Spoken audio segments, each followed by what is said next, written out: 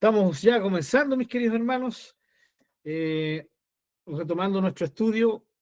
La semana pasada hicimos una pequeña recapitulación, un reenfoque para recordarnos cuál es nuestro tema, hacia dónde vamos, la línea que tiene todo este tiempo de estudiar la palabra del Señor, y llegamos obviamente a, al cómo mantener esta vida, ¿no? de adoración, ¿sí?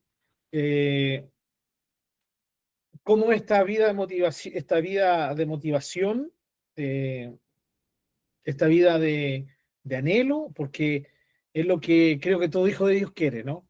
Es, Señor, honrarte como lo mereces. Ya eh, escuchaba hoy día un tema sobre el temor de Dios. eh, me bendijo bastante, pero debo reconocer que eh, el hecho de que uno tiene que comprender el temor de Dios, ¿no? Como también lo hemos visto, ¿no? Como una reacción, como esa reacción que Dios merece, ese, de vivir de manera que se demuestre en nuestra vida que somos gente temerosa del Señor, ¿sí? Y entendiendo el temor de Dios de la forma correcta, ¿no? No que tengamos miedo, sino del temor ante su tremenda grandeza, lo que nos hace reaccionar con un respeto exclusivo, un respeto diferente al respeto que le tenemos a cualquier persona, a los padres, a los abuelos, a las autoridades, esa reverencia que Dios merece, ¿no? Es, es suprema para el Señor, ¿ya? Y qué bueno es que nosotros podamos comprender que la gran motivación también para esto tiene que ser la dignidad del Señor, ¿ya? Vimos como la dependencia, el reconocer la dependencia, porque, amados, somos absolutamente dependientes del Señor. Esa es una realidad.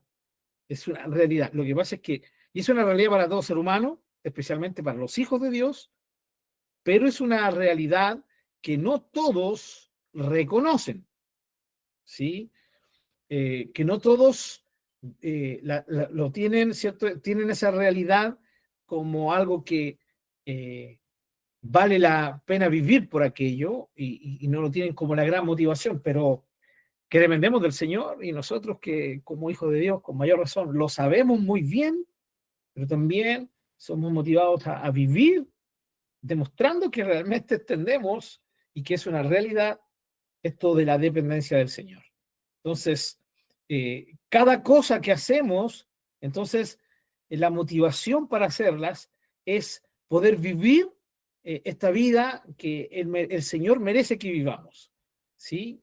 Ese es nuestro pensamiento, ¿no? Bienvenida, mi hermanita Jesús. Eh, entonces, ¿cuál es la motivación para la vida cristiana? ¿Cuál es la motivación para un hijo, una hija de Dios?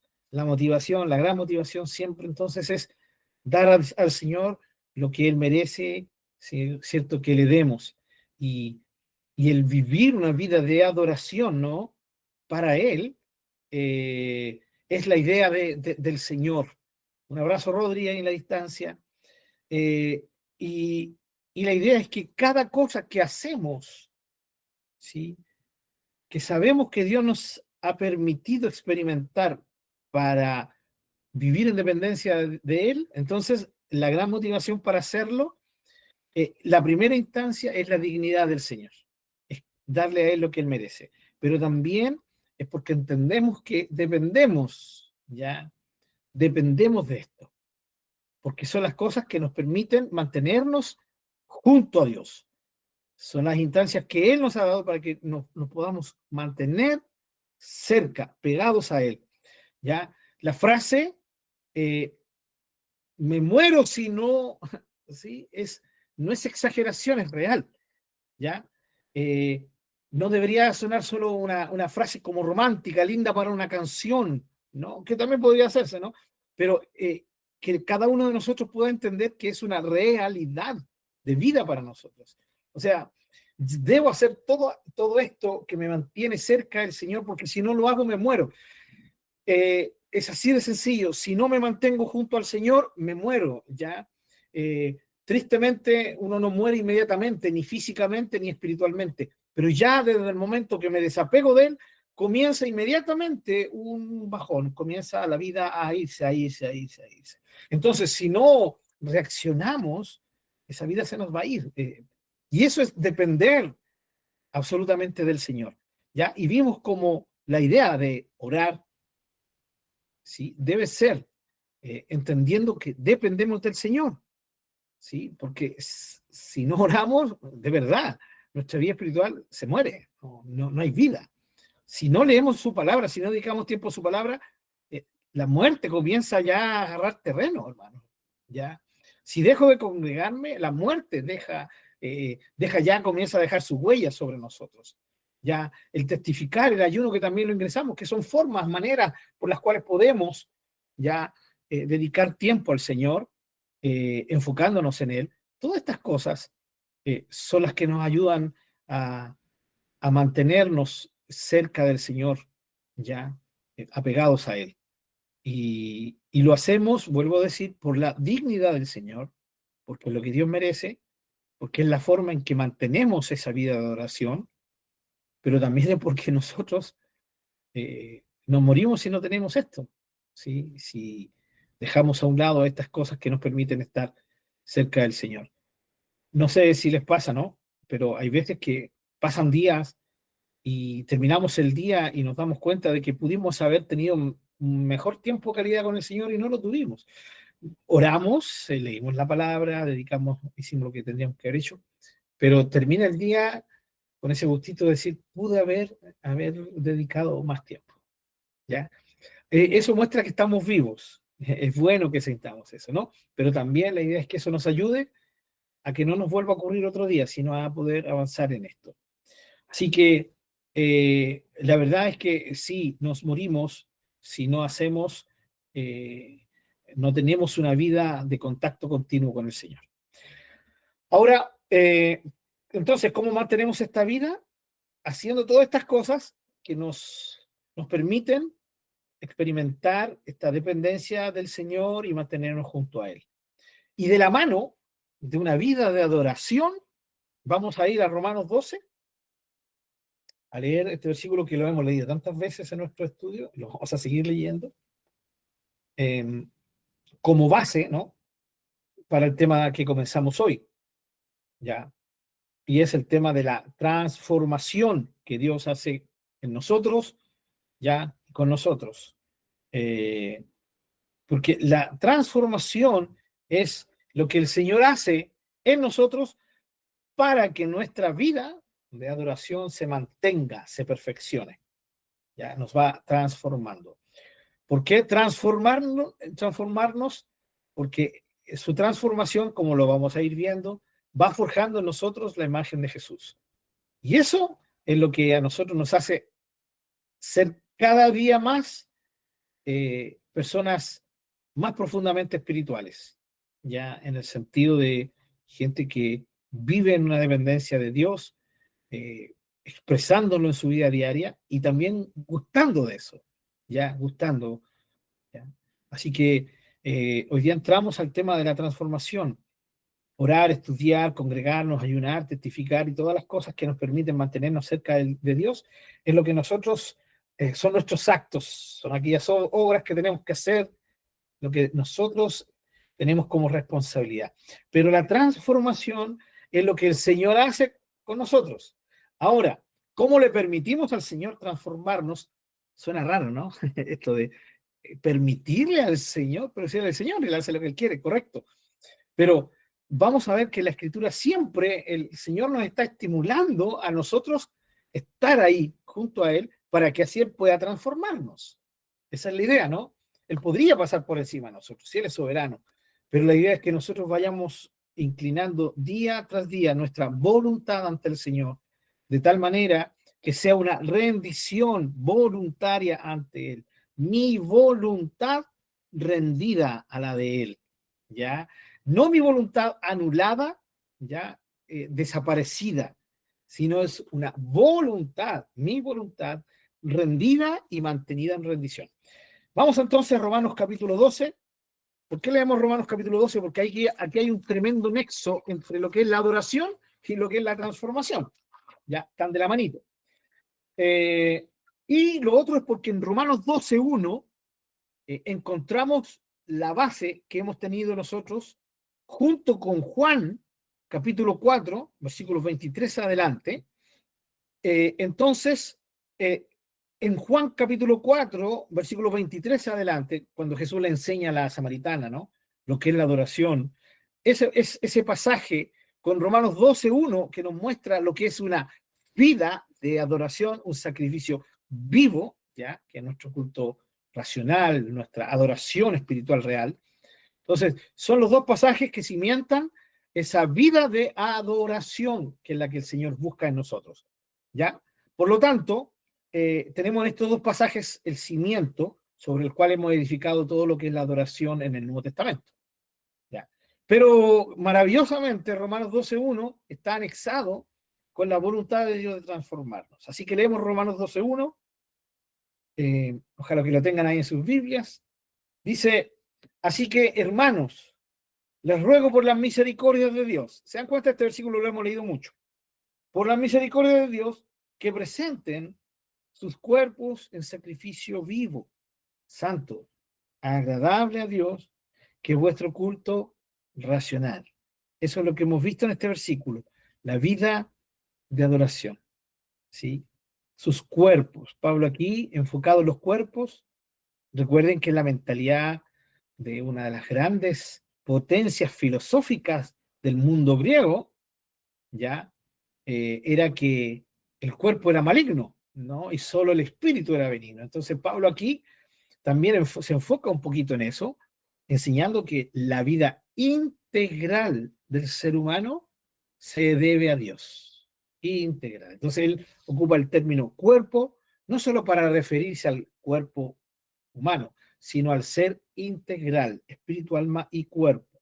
Por eso le dice que presenten sus cuerpos, no solo su espíritu, ¿sí? No hagan de esto algo meramente espiritual como algunos lo dicen, ¿ya? Sino que sea una ofrenda integral de todo el ser. Así que eso es lo que es la adoración de vida, ¿no? Y esto va de la mano con el versículo 2. No se conformen a este siglo, sino transfórmense por medio de la renovación de vuestra mente o de vuestro entendimiento para que comprueben cuál sea la buena voluntad de Dios, agradable y perfecta. Notemos, queridos hermanos, recuerden que en el capítulo 11 Pablo concluye esa parte doctrinal de revelación, de enseñanza, de esas cosas profundas y maravillosas que Dios ha hecho en favor nuestro, y también lo que Dios ¿cierto?, ha generado para que nosotros seamos. Y en el capítulo 12, cuando comienza la parte práctica de su enseñanza, lo primero que le dice a los romanos es vida de adoración. Y luego, de la manito de la vida de adoración, comienza él a mostrar cómo se experimenta, ¿cierto?, esa vida de adoración. Y esa vida de adoración se manifiesta primero que nada por medio de la transformación. Aquí ocurren dos textos, por ejemplo, en nuestra Reina Valera, ¿no? Está el texto, el verbo conformar, y está el verbo transformar, ¿sí? Eh, estos dos verbos tienen un nexo, ¿ya? Tienen un nexo. Ese nexo es la forma. Conformar, transformar, ¿ya? Así que en este sentido es importantísimo que veamos eso que está ahí, ¿ya? Que no se nos tiene que escapar porque tiene que ver con cambiar la forma, ¿ya? Con cambiar la forma. Por ejemplo, veamos alguna otra versión, la famosa, ¿cierto? La otra que se usa mucho en la iglesia evangélica, que es la NBI, ¿no? Dice el versículo 12, no se amolden ¿sí? Al mundo actual, sino sean transformados, ¿cierto? Amoldar, transformar. En la Reina Valera, conformar, transformar. Amoldar tiene la misma idea en español, dar un molde, ¿no? Forjar una forma. Y el término amoldar o conformar es, sí, tiene una perspectiva negativa, en el sentido que Pablo la usa en relación a la sociedad sin Dios, a este mundo, a esta sociedad que nos rodea, que es contraria a Dios, que no está a favor de Dios, ¿sí? Sino que es contraria a Dios. ¿Ya? Y dice, no dejen que esa sociedad les moldee, les conforme a ellos. La vida cristiana consiste en esto, ¿no? Consiste en que no nos dejemos guiar, influenciar, menos dominar por lo que en nuestra jerga cristiana usamos, ¿cierto? Por el mundo. ¿Ya? Y hago un poquito mención de esto, el mundo, de nuestra jerga, porque nosotros lo ocupamos mucho, ¿no?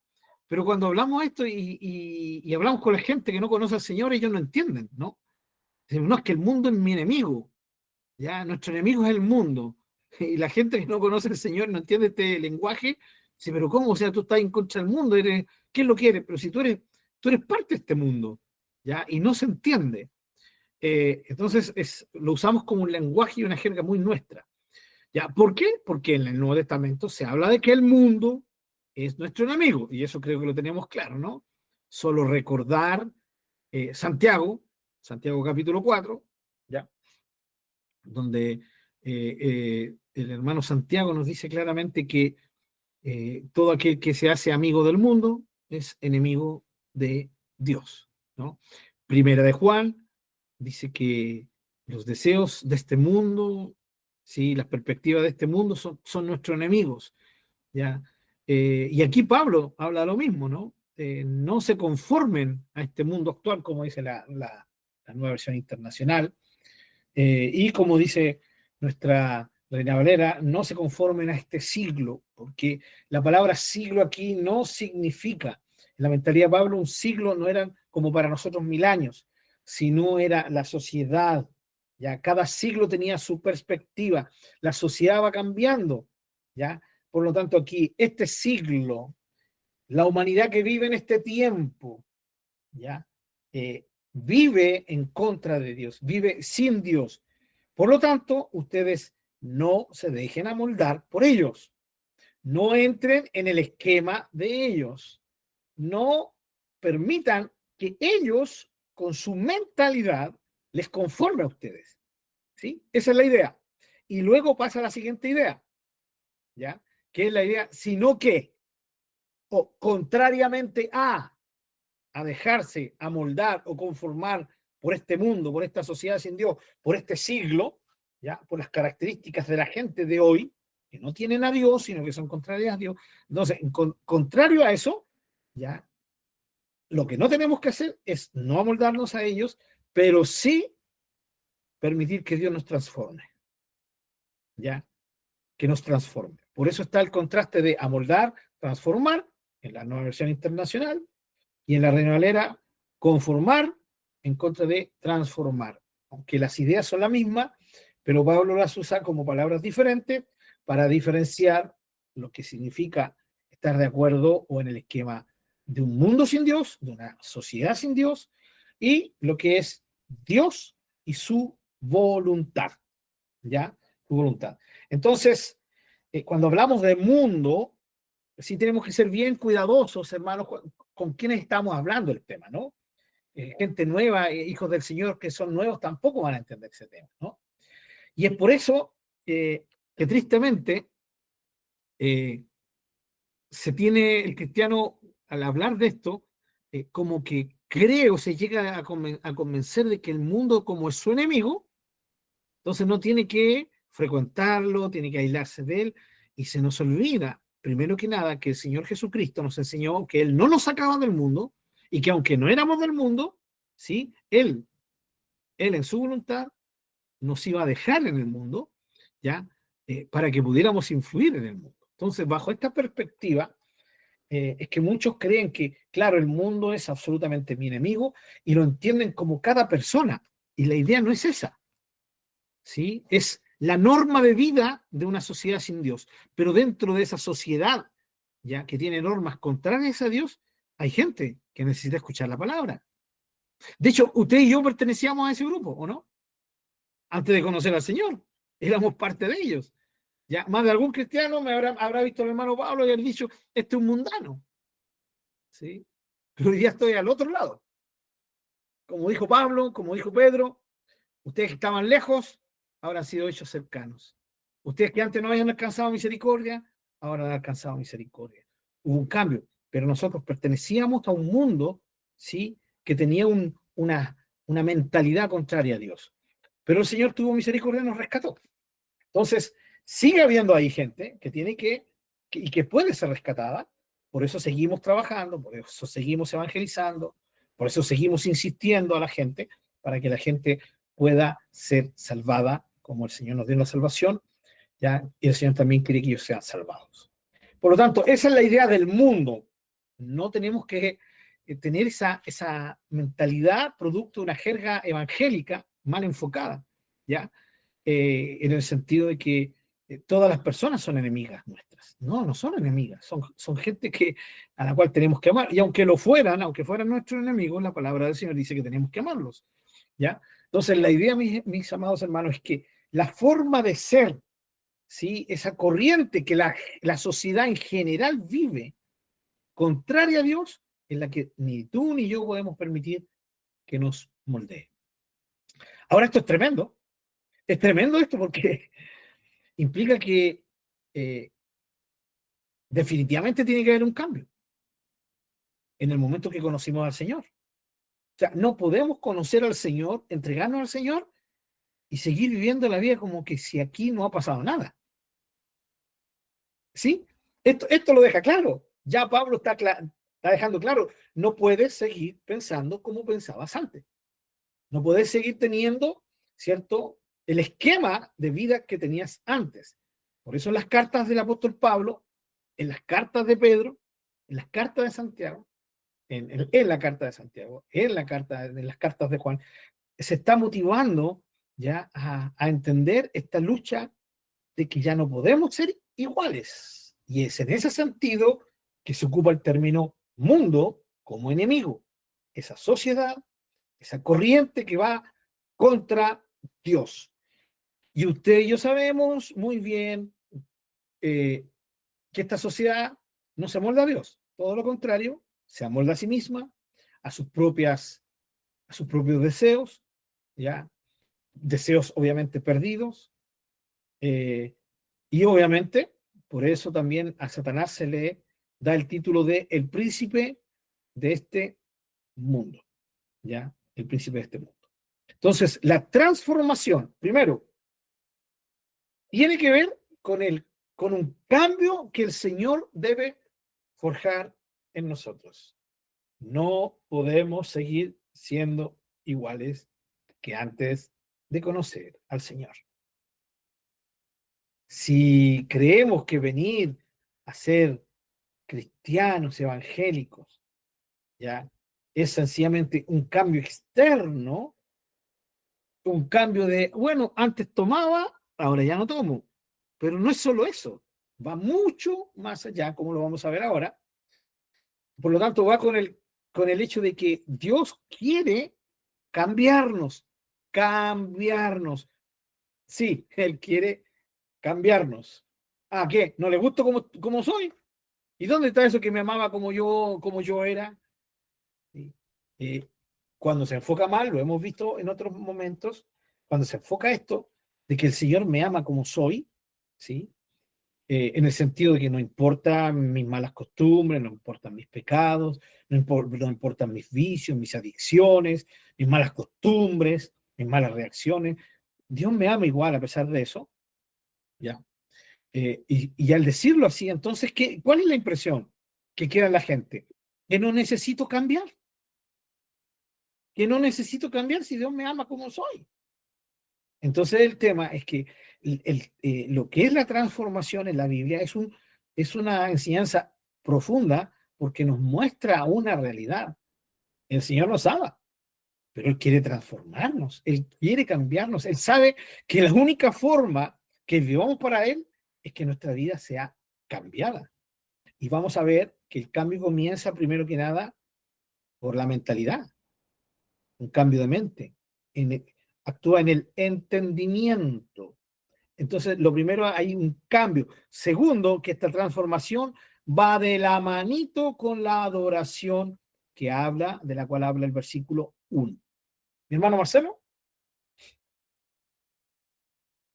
Sí, que cuando hablaba de, ¿no es cierto?, de que debemos ser transformados y conformados, ¿no es cierto?, a Dios, me llevó a pensar en lo que Dios le dijo a Jeremías en el capítulo 15, cuando dice: conviértanse ellos a ti y tú no te conviertas a ellos. También porque la maldad del pueblo de Dios, ¿no es cierto?, de Israel, era tanta que Dios tuvo que permitir que fueran deportados a otro lugar, sacados de su territorio. Y dice: si te convirtieres, yo te restauraré y delante de mí estarás. Entonces es más o menos lo mismo que después se repite o se lleva a cabo en nosotros como creyentes, que también tenemos que convertirnos a Dios y no nosotros al mundo. Así es. Gracias, mi hermano Marcelo. Gracias por esa conexión con esa historia, en el caso de Jeremías. Y sin duda es lo que el Señor enfoca hoy en día a la iglesia. Ya la enfoca. ¿Y cuál es nuestro ejemplo? Justamente lo que cita mi hermano Marcelo, el Antiguo Testamento. Más específicamente, el pueblo del Señor, el pueblo de Israel. ¿Cuál fue el problema de ellos? Que ellos experimentaban un avivamiento y todos se volvían al Señor, lloraban, qué lindo, maravilloso, glorioso, y vamos dando y vamos entregándonos. Pasaban unos años y ellos volvían a su vida misma, ¿no? Y esto lo tenemos en toda la historia de Israel. Sí, en ese sentido, la historia de Israel es triste, en ese sentido, ¿no? Es triste la historia de Israel.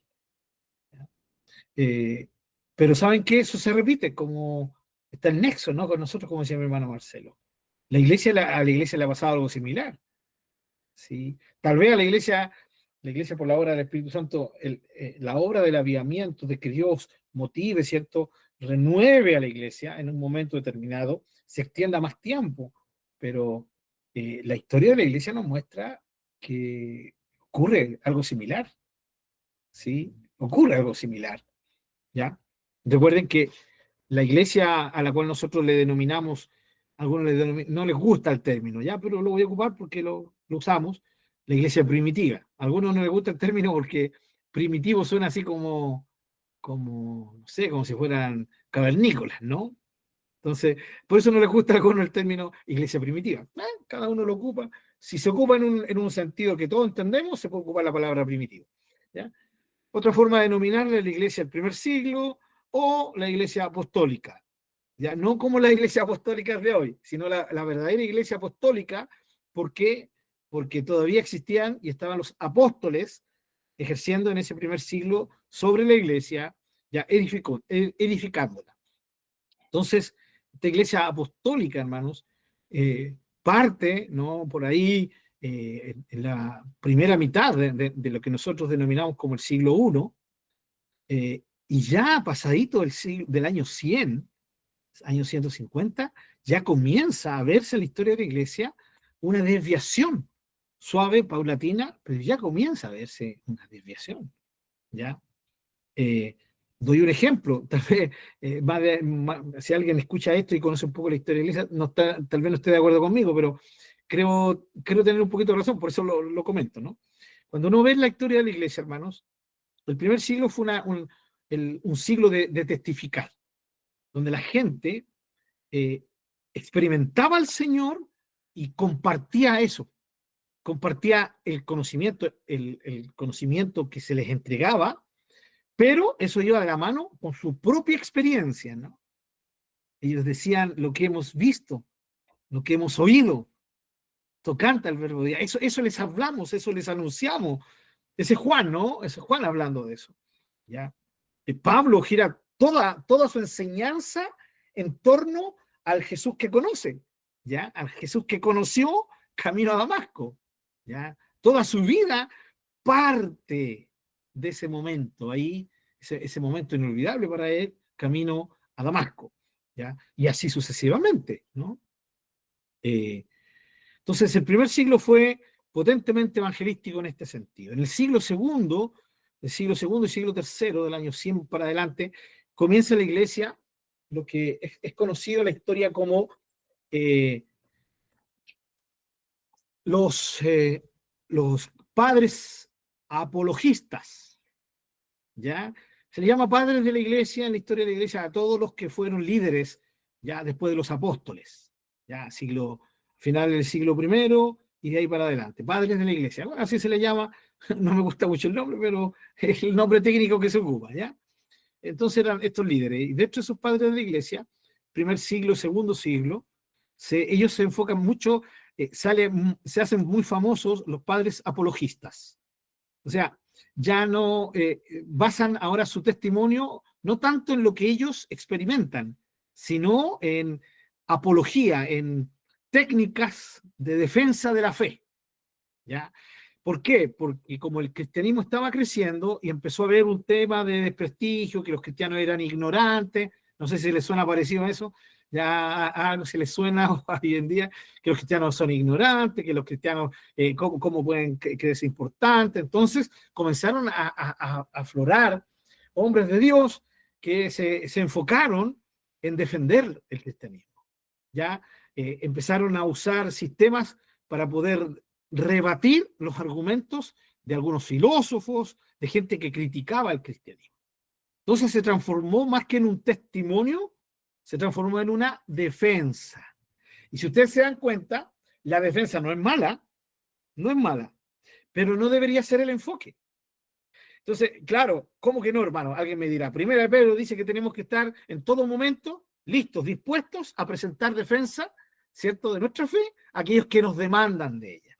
Sí, pero ese versículo ya sencillamente se ocupa como una base para toda una subsistencia, un aparataje de defensa, y creo que no era la idea de Pedro, ¿ya? Pedro sencillamente está diciendo que yo debo conocer bien la doctrina cristiana, ¿cierto? La doctrina que el Señor me ha enseñado, para que cuando la gente venga y me pregunte sobre el Evangelio, yo sea capaz de enseñar correctamente y de defender el Evangelio correctamente, ¿ya? Eso creo que es el énfasis en Pedro.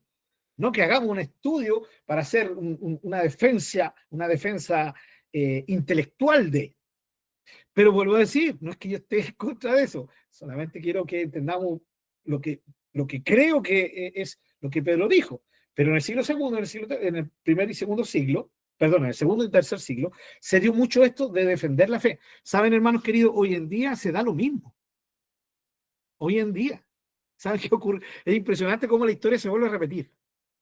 ¿Sí? Nosotros tenemos una raíz aquí en Chile, ¿no? Y en el mundo. Se produjo un tremendo mover de Dios a principios del siglo XX y comenzó a expandirse el Evangelio por todo el mundo occidental especialmente. Pero llegó un momento en que ya predicar, así como nosotros lo conocemos, ya no era suficiente. No, pero ¿cómo es estar? Y esto es literal, hermanos. Yo he escuchado gente decir, no, pues ya, Cristo sana, Cristo salva. No, pues eso ya es viejo. Lo he escuchado, hermanos, ¿sí? Cristo sana, Cristo salva. No, esa predicación es para otras generaciones. El Evangelio hay que seguirlo proyectando de una forma aplicable a este mundo. Y yo creo en eso, hermano. Los métodos de evangelismo pueden cambiar, pero la base del Evangelio no puede cambiar. Espero que estemos de acuerdo con eso, ¿no? ¿Sí? Y tristemente, hermanos, cuando uno dice, no, Cristo salva, Cristo sana, Cristo viene, no, pues eso ya no, la gente no quiere escuchar eso. Pero si esa es la base del Evangelio, ¿no? Esa es la base. Creo que todos estamos convencidos de eso, ¿no? Primera Corintios 15, ¿qué mejor definición del Evangelio que la que da Pablo? Primera Corintios capítulo 15. Fíjense, ojalá que lo tengan ahí. Dice, además les declaro, hermanos, el Evangelio que les he predicado a los corintios, miren, el cual también recibieron, en el cual también perseveran, por el cual asimismo, si retienen la palabra que se les ha predicado, son salvos si no creyeron en vano. Miren, y aquí viene, ¿cuál es ese evangelio? Porque primeramente les he enseñado lo que asimismo recibí. Uno, que Cristo murió. ¿Sí? Cristo murió. Murió por nuestros pecados, conforme a las Escrituras. Que fue sepultado y que resucitó al tercer día, conforme a las Escrituras, y que apareció a Cefas y después a los 12, después apareció a más de 500 hermanos. ¿Se dan cuenta? Ese es el evangelio. Pablo está apelando al evangelio más sencillo. Cristo murió. ¿Murió por qué? Por los pecados, ¿cierto?, del ser humano, ¿ya? Y que fue sepultado, pero que al tercer día resucitó, o sea, se levantó en victoria, porque su obra era completa, total, perfecta, ¿sí? Y absolutamente consumada, ¿ya? Y de esto de que resucitó, mucha gente lo vio resucitado. Este es el evangelio, ¿no? Entonces, cuando alguien dice, no, ese Cristo sana, Cristo salva, Cristo viene, no, eso ya, ahí es donde hay que tener mucho, mucho cuidado. Está bien, si nosotros predicamos así, solo por predicar, porque yo he escuchado mucha gente que lo habla, dice, no, Cristo murió, Cristo vino, y sin palparlo, sin experimentarlo, obvio, la gente percibe eso. Y dice, este lo único que me está haciendo, me está sencillamente repitiendo lo que seguramente le enseñaron, el lavado de cerebro que le hicieron en la iglesia, ya, en la religión. Pero diferente cuando un cristiano y una cristiana hablan de que Jesús murió, ¿sí? Sufrió, murió, fue sepultado y resucitó con pasión, ¿o no? Eso cambia, hermanos. Hermanos, si no tenemos que mirar en menos, creer que la gente es tonta cuando alguien les quiere hablar sobre algo que tal vez no les guste mucho. Hermanos, mire, la gente para creerle a los políticos es así. Díganme que no. ¿Sí? ¿Usted cree que no van a volver a votar por los que se arrepintieron de haber votado? Mucha gente va a hacer lo mismo. La gente no aprende, no aprendemos. ¿Ya? No, a la gente el político los engaña como quiere, pero cuando se trata, entre comillas, de religión o se trata directamente del evangelio, no, la gente es sumamente aguja. No me hablé, no, yo no te creo, no, lo tuyo es religioso. ¿Ya? Pero saben que hay cierta culpa en los cristianos. Y la culpa está en que nosotros, cuando hablamos del Señor, no hablamos apasionados, no hablamos con el corazón, hablamos con el intelecto. Repetimos, ¿sí? Porque de tal manera amó Dios al mundo. ¿Y está mal decir eso? No, no está mal decirlo, porque es la palabra del Señor. Pero creo que sí sería re bonito que lo dijéramos con pasión, ¿no? Con el corazón, ¿ya? Que cuando yo le vaya a hablar a alguien de Dios, no solamente esté cumpliendo, sino que lo esté haciendo porque quiero que esa persona conozca al Señor maravilloso que yo conocí. Quiero que conozca y experimente la salvación que el Señor me dio a mí. Y segundo, quiero que se salve, no quiero que se vaya perdido. Entonces, hay una motivación profunda del corazón cuando testificamos del Señor a otros. Y la gente lo percibe. Y la gente lo percibe, hermanos queridos. Lo he experimentado en mi propia vida. Lo he experimentado en las dos facetas. ¿Sí? Pero cuando un cristiano habla con convicción y de lo más profundo de su corazón, que es como creo que lo hacía Juan cuando él decía, de lo que he oído, de lo que he visto, de lo que han palpado mis manos, de eso les hablo. Yo creo que Juan cuando él hablaba, wow, toda la gente queda, oh, sí, tenías razón. Oye, y ahí donde vienen, algunos dicen, algo tenés, sí, algo tienes ahí, algo hay en ti, ¿ya? Entonces, la idea es esa, que seamos capaces de proyectar el evangelio. Pero el problema está en que, claro, en la iglesia hoy en día muchos cristianos, no, Cristo salva, Cristo sana y Cristo viene, eso no, es para otro tiempo. Cuando se dice eso, no sé si la persona que lo ha dicho, o las personas, porque no es uno que se lo ha escuchado, hermano. Algunos predicadores motivadores de algunos años atrás se lo escuché, ¿ya? Escuché a uno decir que literalmente, la iglesia, ¿cierto? Nuestra juventud, la iglesia joven ha sido castrada, castrada, imagínense los términos, castrada con eso de que Jesús viene, ¿ya? Bueno, él después, este predicador se explicó, dijo, me refiero a que se le ha dicho a los jóvenes, Cristo viene, así que no vayas a la universidad, Cristo viene, así que no te preocupes por el futuro, Cristo viene, así que no te proyectes. Ese era el énfasis, ¿no? Pero decir que la iglesia ha sido castrada porque se habla de que Cristo viene, para mí suena, creo que un poquito más fuerte de lo que debería sonar cualquier expresión. Porque tomar la venida del Señor como una excusa, ¿ya? Y ocupar esa gran esperanza, que es la gran esperanza de los cristianos, y usarla como un punto, como el culpable de, creo que es un problema de enfoque. Creo que la persona tendría que haberlo enfocado de otra manera. No era necesario decir que por culpa de la predicación de que Cristo viene, la juventud ha sido castrada espiritualmente, porque él explicaba castrada espiritualmente. Yo creo que la venida del Señor no castra a nadie espiritualmente. La venida del Señor motiva. Pero ¿qué pasa? Pasa lo mismo. Creo que la persona tendría que haber ido por el otro lado y haber dicho, hermanos, y en lo que usted y yo creemos, no, mi querido hermano, estoy hablando ahora, ya, en el presente, en nuestro presente ahora. Yo creo que lo mismo que usted cree es lo mismo que yo creo y lo que voy a decir ahora. Creemos que el Señor viene. Amamos su venida, anhelamos que Él venga. Pero eso no quita que mientras Él no venga, yo siga haciendo, eso no quita que yo siga haciendo mis cosas, mi vida diaria, que tenga que trabajar, que tenga que estudiar, que me proyecte, pero siempre en mis proyectos, sabiendo que en cualquier momento aparece el Señor y yo quiero estar listo para cuando Él venga. Si estoy estudiando y mis estudios quedan a mitad de camino porque el Señor viene, gloria a Dios. ¿Sí? Si me estoy proyectando en un buen negocio económico, ni un problema. Si el Señor viene, el negocio queda a la mitad, ni un problema.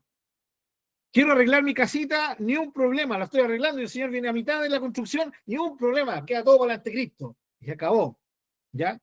Pero una cosa no quita la otra. ¿Sí? Creemos que el Señor viene, amamos su venida, pero sabemos que tenemos que seguir viviendo nuestra vida aquí en la tierra. ¿Sí? Tenemos que seguir viviéndola. Entonces, lamentablemente, se ocupan frases y doctrinas bíblicas, al final de cuentas, y las ocupan negativamente. Y creo que eso es un desprestigio para la palabra del Señor. ¿Ya? Y todo esto parte, ¿ya? Porque de dónde llegué a este punto, ¿no? Todo esto parte, hermanos, en el punto crucial de que lamentablemente no entendemos, no logramos comprender, ya, que nosotros como cristianos somos los llamados a mostrar una realidad, ¿sí? Una realidad. Y la realidad nuestra ante Dios es una vida de adoración y por eso el Señor necesita cambiar nuestra mentalidad. Y mucha gente no experimenta esto. Hay gente que llega a la iglesia, al tiro de la pasada, mi querido hermano Marcelo. Si no, se me va a olvidar el punto. Mucha gente que entra a las iglesias evangélicas y no se les enseña. Ellos pasan a ser evangélicos. Hay mucha gente que es evangélica y no es cristiana, hermano. Suena fuerte, pero es la realidad. Sí, mucha gente. ¿Ya? Toda esta gente que, por ejemplo, que vive para sus líderes y no para el Señor Jesucristo, eso no es un cristiano, es un evangélico, ¿sí? Es un religioso. En la iglesia están enfermas por eso, por un tema de religiosidad enfermiza, ¿ya? Una religiosidad tóxica, como se ocupó un término hace unos ya comenzó a usarse mucho algunos años atrás. Entonces, la idea de la transformación va por este lado, hermanos. Llego al Señor y tengo que tener claro, el Señor me va a cambiar. Tiene que cambiarme. Yo necesito que me cambie. ¿Mi hermano Marcelo? Con respecto a lo que usted está comentando ahora y que también hizo el comentario la semana pasada, que mal que justamente las iglesias limitaron a muchos en cuanto a la capacitación, tanto en el mundo secular como también en el ámbito religioso, porque yo me acuerdo por lo menos cuando estábamos en otros tiempos, años atrás, y usted también hizo el comentario de una hermana de allá que ¿por qué no se le enseñaba esas cosas antes? Años de evangelio y no se le enseñó. Entonces limitaron al pueblo de Dios en muchas cosas. Sí, ¿Por qué? Para tenerlos oprimidos ahí o tenerlos bajo su yugo, su mando, y no permitir que adquirieran también conocimiento de la palabra, que era algo básico, sí, fundamental. sí, sí, mi hermano Marcelo. Es efectivo. ¿Se acuerdan que yo estaba hablando hace un ratito atrás sobre el tema de la iglesia como fue en el primer siglo evangelística, ¿cierto? Su mensaje fue céntricamente evangelístico, ¿no? De lo que el Señor ha hecho, de lo que el Señor había hecho, de lo que el Señor vino a hacer de su obra. Pero ya en el siglo segundo, en el siglo tercero, se pasó a una defensa de la fe. Me imagino que se siguió evangelizando, pero ¿quiénes fueron los que dominaron, por así decirlo, ¿cierto?, el ambiente cristiano? Fueron los grandes padres apologistas. Entonces, vamos a defender la fe. Y la fe, hermanos, primero se predica. Eso es. Y la verdad es que al final lo único que tiene que hacerse con la fe y con el evangelio es predicarse. ¿Ya? Recuerden, nunca olvidemos de que Dios no necesita abogados. Y como les decía yo hoy día, lamentablemente, uno se encuentra, en YouTube se encuentran algunos videos donde se defiende al cristianismo, ¿cierto? Más que al cristianismo, al protestantismo, en contra católico, pero se hacen, hermanos, se hacen tiras unos a otros. Un, un, un, una capacidad de burlas. Los videos van con un título, ¿no? Humillado este otro, quedó a media este otro, zasca para este, que ya son palabras que están saliendo hoy en día, ya que nosotros no las ocupamos los chilenos, pero por medio de la globalización se están conociendo palabras de España, de otros lugares. Entonces, y aquí, o sea, al final no es el compartir del Señor, no es mostrarle a Cristo, es defender una doctrina. Porque una persona que se burla, ¿sí?, de otro no está actuando con el Espíritu de Cristo. Podrá ser el gran defensor, según él, de su fe heredada, pero no está mostrando al Señor de su fe heredada, el Señor Jesucristo. Obviamente se agarran diciendo, oh, el Señor le dio como tarro a los religiosos. Ay, hasta eso, hermano, tenemos que verlo bien como fue en el Señor, ¿sí? Presentan como que Jesús se gozaba humillando a los religiosos. Yo creo que no era así, no lo veo así en la Biblia, hermanos. Bueno, pero ahí cada uno podrá tener su perspectiva. Entonces, hoy en día, la defensa de la fe. Pero lo que el Señor necesita es que le digamos a la gente qué es lo que Él vino a hacer, en primer lugar, y luego lo que el Señor ha hecho con nosotros. ¿Sí? Cuando nosotros comprendemos eso, ¿ya? Entendemos que vamos en el sentir del Espíritu de Cristo, del Espíritu del Señor, ¿ya? Porque esa es la idea del Espíritu Santo, ¿no? Venir a recordarnos y a enseñarnos todas las cosas que Jesús nos compartió. Y aquí entra, venir a forjar en nosotros la imagen de Jesús. Y siempre, hermanos, siempre se cae, la iglesia se aleja del Señor, viene un mover de Dios y con el tiempo comienza a alejarse, ¿ya?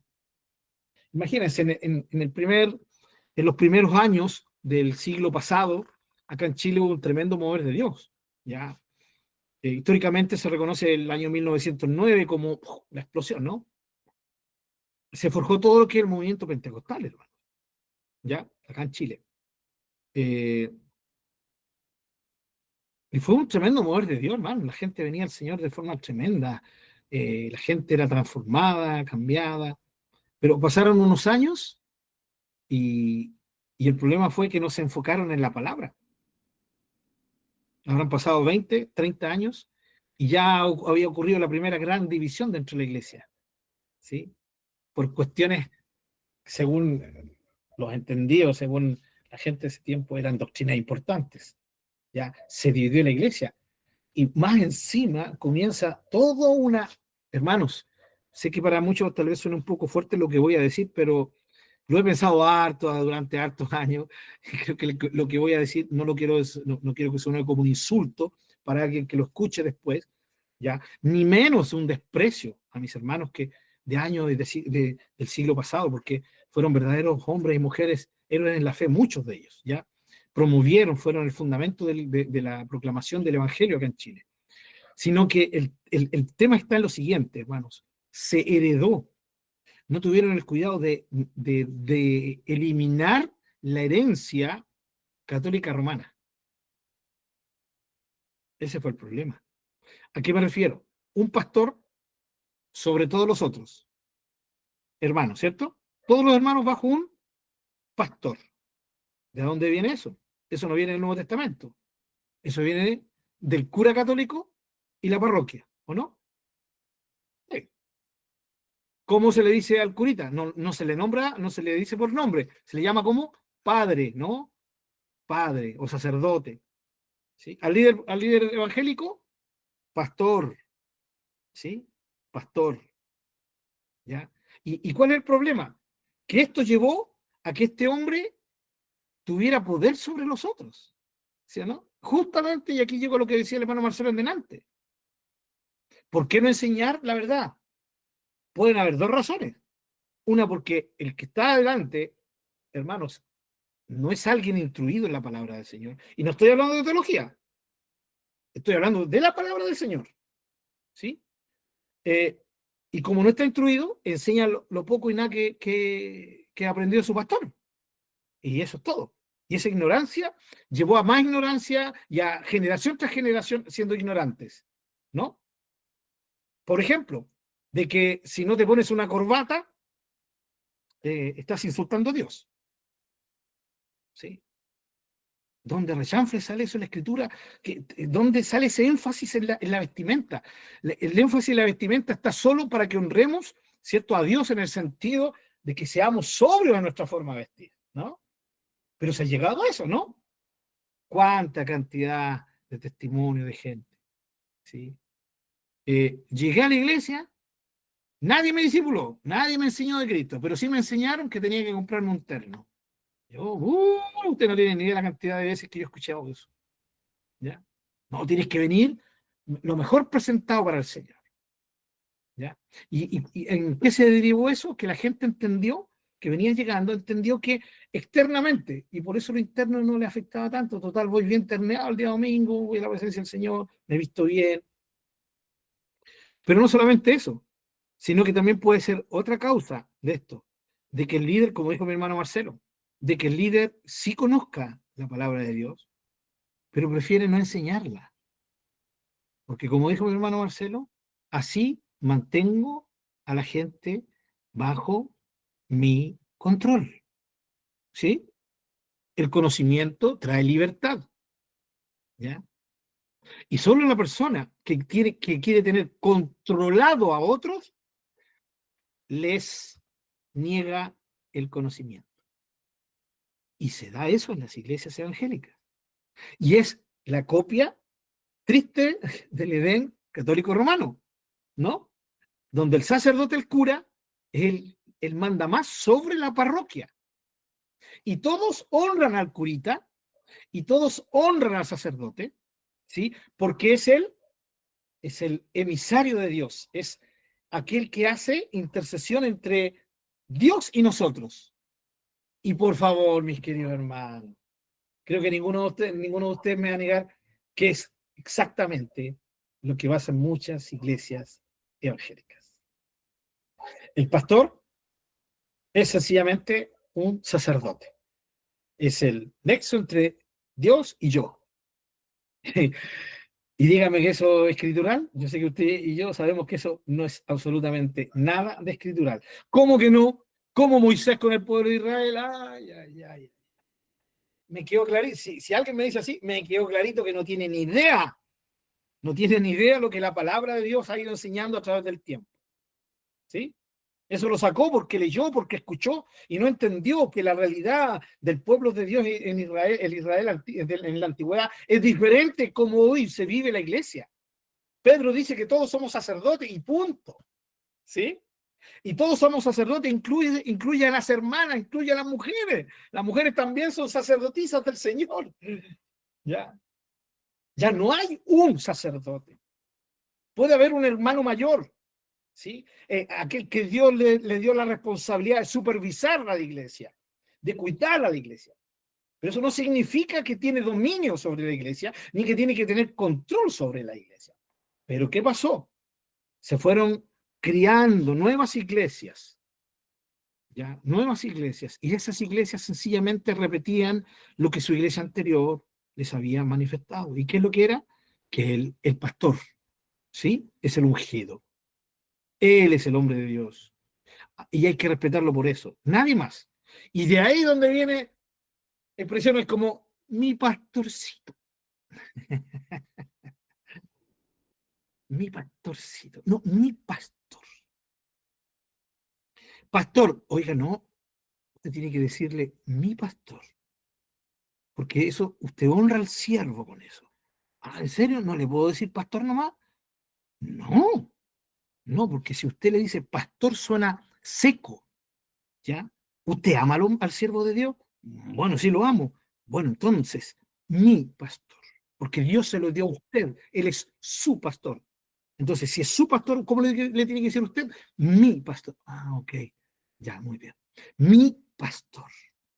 Y ese que le enseñaron eso, cuando llega un hermano nuevo, ¿qué va a hacer?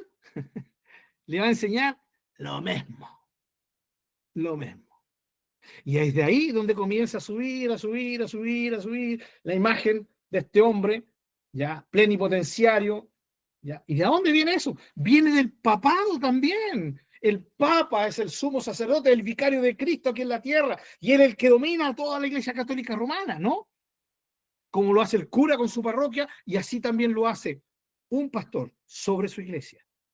Vengo hace poquito, no, un tiempecito atrás, de escuchar una experiencia así, donde al pastor hay que informarle todo, todo. O sea, voy a ir a tal parte, tengo que informárselo al siervo. ¿Ya? Me voy de vacaciones, voy tanto tiempo, pastor, voy a este lugar, voy a este otro lugar, ¿ya? Ahora, no está mal informarlo al pastor para que la iglesia esté orando, ¿no? En eso no hay ningún problema, si se hace en ese espíritu. Pero la gente no lo hace en ese espíritu, lo hace en el espíritu contrario, en el sentido de decir, no, tengo que hacérselo saber porque él es el ungido, es el hombre de Dios. Wow, qué triste, ¿no? Y es por eso que hoy día tenemos iglesias, tremendas iglesias con una apostasía tremenda, ¿ya? Porque aquí no solamente es donde hay pastoras, hay apostasía, hermanos.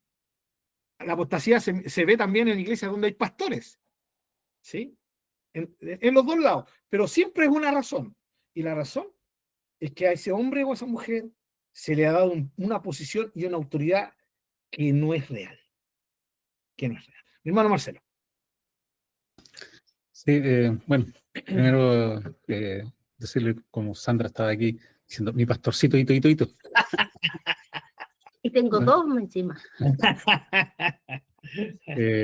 no, con respecto a lo que usted está hablando, justamente de que el pastor ha pasado a ser tan importante en una iglesia, en una congregación, y qué lamentable es escuchar que hay iglesias en distintos lados, que porque no tienen pastor, es como que estuvieran a la deriva, como que no tuvieran guía, no tuvieran, y como que oren para que el Señor me envíe pastor para este lado y así, pues, diciendo que Hay hermanos. sí, pues, hay hermanos que podrían lo más bien liderar, ancianos, y no los consideran porque no, tiene que ser pastor. Sí. Bueno, tristemente es por eso, ¿no? Yo agradezco al Señor eh, por poder ver en el libro Los Hechos claramente cómo era la iglesia, ¿no? En el primer siglo.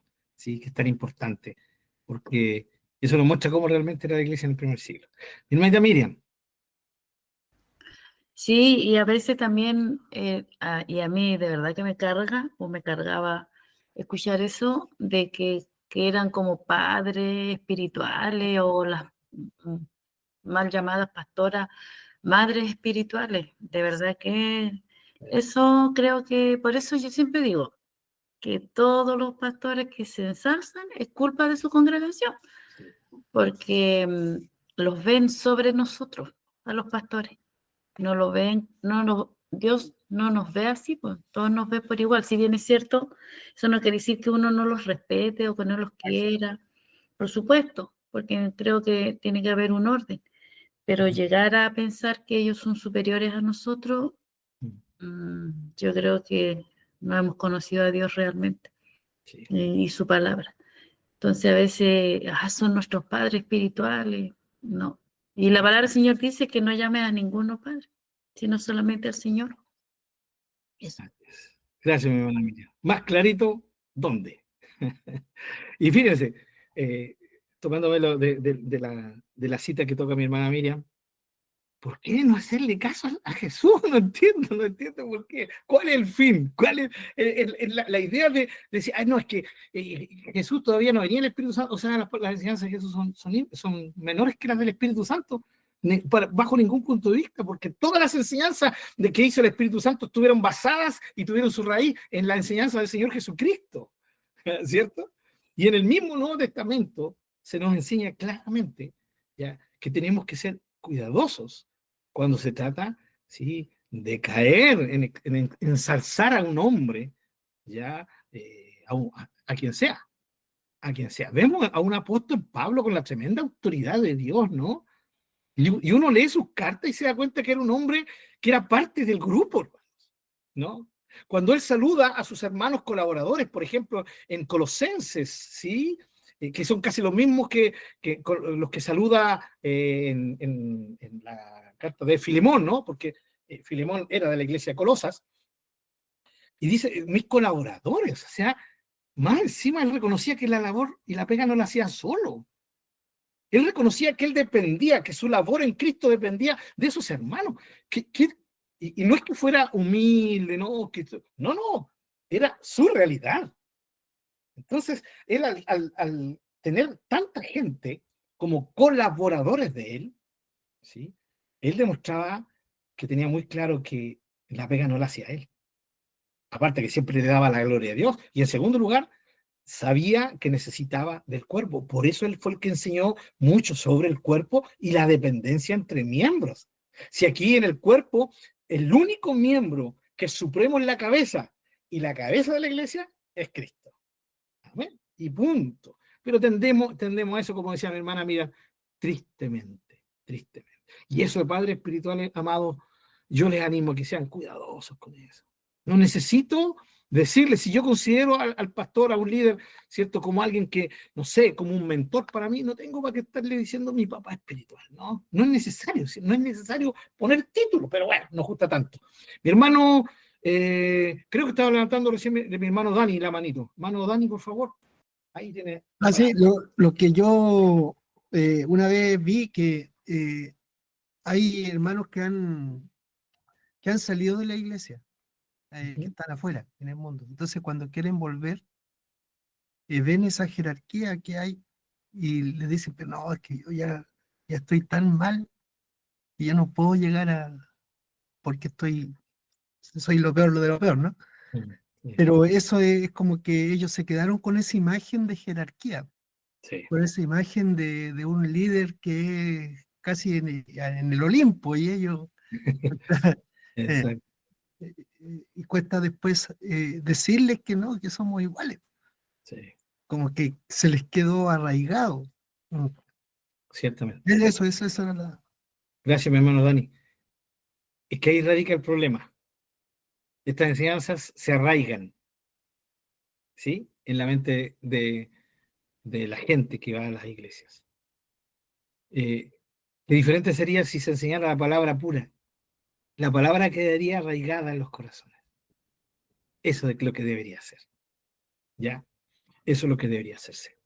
Pero bueno, es lo que se está viviendo hoy en día y es lo que yo creo que el Señor nos permite cada día lunes, es enfocarnos en esto, en la realidad de la palabra, nada más, ¿no? Ustedes ya saben qué hacer cuando al hermano Pablo se le suben los humos a la cabeza. Boicot nomás. Nadie más aparece el día lunes. Listo.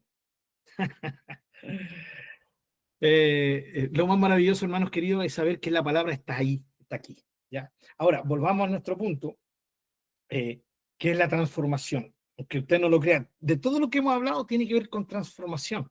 ¿Por qué?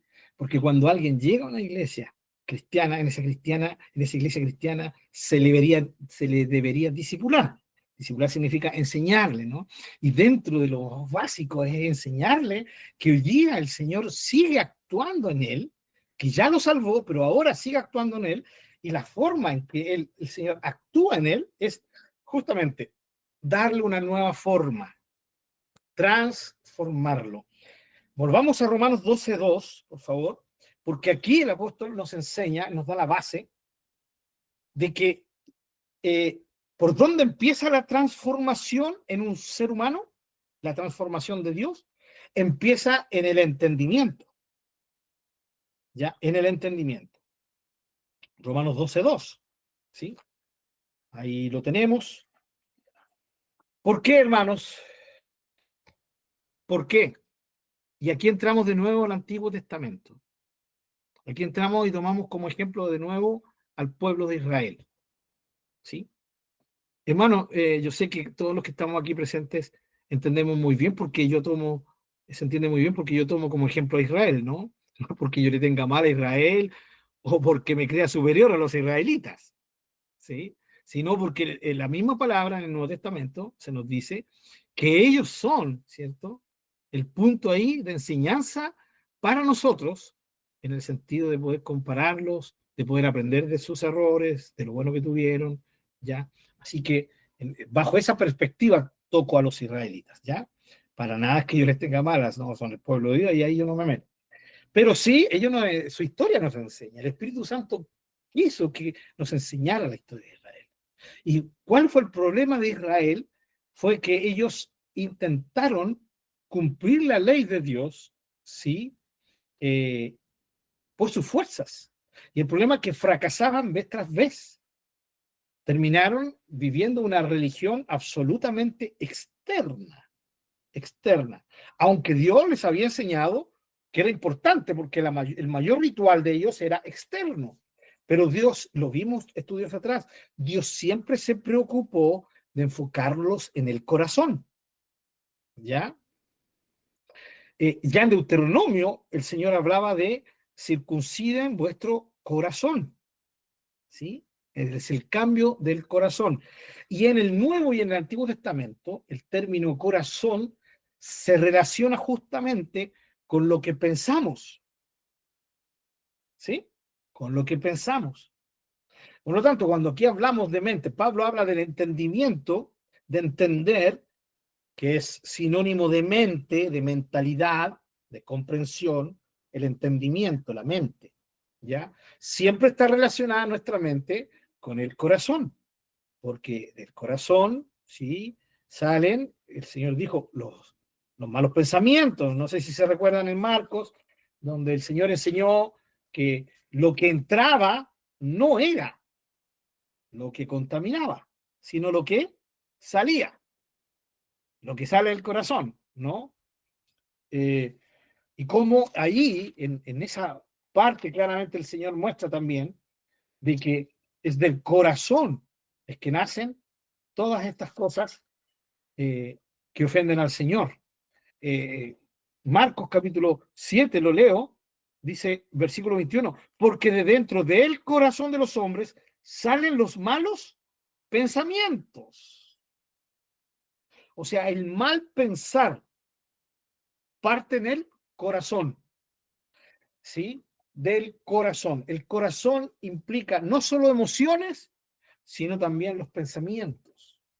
El corazón espiritual, no lo que le llamamos la cuchara, ¿no? Aquí este musculito es el corazón, es de donde vienen los pensamientos y también los sentimientos, porque es la parte más profunda del ser humano y se manifiesta en el entender. Por eso la mente, hermanos queridos, la mente es el enfoque de Dios. Romanos 12:2. No se dejen conformar al esquema, ¿cierto? De esta sociedad sin Dios, sino transformado, ¿ya? O sean transformados, porque Dios es el que transforma, no nosotros, ¿ya? Transfórmense, ¿cierto? O sean transformados en su mente. ¿Qué es lo que dice, hermanos queridos? Nuestra Reina Valera entendimiento, ¿no? Entendimiento. Que dice en la NBI, no se molden al mundo actual, sino sean transformados mediante la renovación de su mente. De su mente. Aquí hay un mensaje que dice, en su primera carta a los Corintios, Pablo dijo, estas cosas les acontecieron como ejemplo. Gracias, mi hermano Marcelo. Y están escritas para molestarnos a nosotros. Justamente. Ahí está la base de que yo tome a Israel, ¿no? No es porque esté diciendo que estos israelitas tan malos que fueron. No, hay veces que en mi vida como cristiano me pareció tanto a ellos que me ha mostrado eso, la tremenda compasión del Señor hacia mi vida. Pero efectivamente, es el pueblo de Israel el que nos muestra cómo el ser humano, por más pueblo de Dios que sea, si no hay un cambio, una transformación en el corazón, en la mente, el ser humano no es capaz de vivir de acuerdo a Dios. No le nace, no quiere. ¿Por qué? Porque vive en una voluntad, en rebeldía contra Dios, en independencia contra Dios. Y solo esa voluntad se acerca a la voluntad de Dios cuando le conviene. Cuando le conviene. Por eso en Romanos 12:2, lo primero que dice, transfórmense en su mente, ¿sí? Sean transformados en su mente o en su entendimiento, en la forma de pensar, en la forma de cómo ven la vida, en la forma de cómo interpretan las cosas. Todo aquello tiene que ser transformado. ¿Con qué fin? Con el fin de que conozcamos la voluntad de Dios. De que sepamos qué le es agradable, qué no le es agradable, porque la vida del cristiano se enfoca o debe enfocarse en un solo punto, saber cuál es la voluntad de Dios y vivirla. Porque llegamos al tema de que tenemos que vivir una vida de adoración y no solo o meramente adorar, es porque esa es la voluntad de Dios. Esa es la voluntad de Dios. La voluntad de Dios. Entonces, es la mente, es el cómo nosotros somos, ¿ya? O más bien dicho, no somos, sino cómo nos expresamos. El cómo yo actúo va a depender del cómo yo pienso. Por eso es tan importante que entendamos que en la Biblia la transformación es para que lo que somos, ¿sí?, sea la base de lo que hacemos. O sea, el ser es más importante que el hacer. En Cristo es así. ¿Ya? Hay gente que hace sin ser. Hay gente que hace el bien sin ser alguien bueno. Lo hace con otras intenciones. Pero la idea del Señor es transformarnos para que primero seamos, ¿sí? En este caso, como Jesús. Y luego hagamos, porque si somos, vamos a poder hacer. Si somos lo correcto, vamos a hacer lo correcto. Vamos, entonces, quiero que me acompañen algunos versículos en el Nuevo Testamento, cómo se enfoca en el entendimiento, ¿ya? 1 Corintios 2, por ejemplo. Veamos 1 Corintios 2, si lo tienen, versículos 14, ¿ya? 14 al 16. Dice, pero el hombre natural no percibe las cosas que son del Espíritu de Dios, porque para él son locura. Y no las puede entendimiento, porque se han de discernir espiritualmente. ¿Ya? En cambio, el espiritual juzga todas las cosas, pero él no es juzgado de nadie. Porque ¿quién conoció la mente del Señor? ¿Quién le instruirá? Más nosotros tenemos la mente de Cristo. ¿Se dan cuenta cómo la mente es básico en esto? Ahí está mi hermana Patricia. Sí, mi hermana Patricia, entendimos que está complicado el internet, pero qué rico que se pudo reconectar. Entonces, la mente es importantísima. Tanto así que el apóstol Pablo dice que usted y yo tenemos la mente de Cristo. O sea, tenemos que pensar, entender bajo la perspectiva del Señor y no bajo nuestra perspectiva. ¿Sí? Bajo nuestra perspectiva. Fíjense, hermanos, que la vida cristiana comienza con una transformación de mente. En Hechos, capítulo 2, en la primera predicación de Pedro lleno del Espíritu Santo, versículo 38, Hechos 2:38, es un versículo muy conocido por nosotros, ¿no? Dice, Pedro les dijo, arrepiéntanse. El versículo 37 dice, ¿qué haremos? Y Pedro les dice, arrepiéntanse, ¿no? La palabra arrepentimiento en nuestro español significa que yo pienso y me convenzo de lo que hice, que lo que hice estaba mal. ¿Cierto que es así? Estamos hablando del verdadero arrepentimiento. Es cuando yo hice algo y si me arrepiento es porque luego que lo hice entendí que lo que yo hice estaba malo. Cambió mi mentalidad de cómo ver aquello. Antes de arrepentirme, cuando lo hice, dije, lo hago, lo pienso, lo hago. Después el arrepentimiento viene porque hay un cambio de actitud hacia esa acción que hicimos. Eso es arrepentimiento, una forma muy sencilla, explicada en español. La palabra arrepentimiento en el idioma original, ¿sí?, significa literalmente cambio de mentalidad, cambio de acá, cambio no intelectual, sino cambio de cómo veo, cómo percibo las cosas, ¿sí? O sea, un cambio de mente.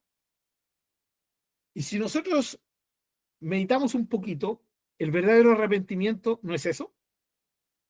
El arrepentimiento bíblico no es eso. ¿No es a eso que el Señor nos llama? Por supuesto. ¿Qué es lo que hace alguien que es convencido de pecado por el Espíritu Santo? Se arrepiente. ¿Por qué se arrepiente? Porque el Espíritu Santo lo confronta y le dice, tu vida la has vivido a tu manera y eso te ha llevado a vivir una vida que ofende a Dios, ¿sí? Y mereces el juicio de Dios. Y la mente, ¿sí?, cambia la mentalidad, porque antes de esa acción de Dios para salvarme, por medio de su palabra, de convencerme, yo estaba convencido que esa era la vida. Pero ahora que he sido convencido de mi pecado y yo reacciono positivamente, me arrepiento y digo, sí, Señor, he vivido lejos de ti. Y por eso decimos, por eso, Señor, perdón de mis pecados, te pido perdón por mis pecados y te entrego mi vida, ¿no? Eso es lo que hacemos, ¿no? Sí. O sea, significa que hubo un cambio. El primer cambio de mente ocurre en un cristiano, en una cristiana, cuando se entrega al Señor. Sí. Necesitas del Señor. Yo antes vivía mi vida, no necesitaba ni de nada, ni de nadie. Pero ahora que la palabra de Dios me ha golpeado, ¿ya? Y como dice Pablo, por medio del oír la palabra de Dios viene la fe, y la fe viene a mi corazón, ¿sí? La convicción. La mentalidad dentro de mí es, Señor, aquí estoy. No puedo sin ti. Necesito de ti. Me entrego a ti, porque tú me dices que tengo que hacerlo. Mi mente cambia. Y creo que todos los que estamos hoy día escuchando este mensaje, en algún momento de nuestra vida, eso pasó. Eso ocurrió. Por algo fue cambiada nuestra forma de mente, ¿sí?, de mentalidad. O sea, ya no pensamos como pensábamos antes.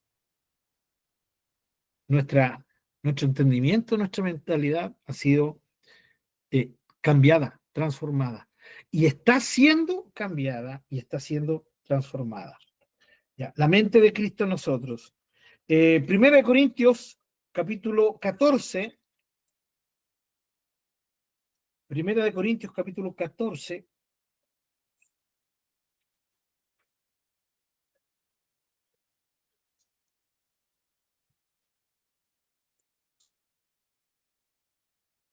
Versículo 9.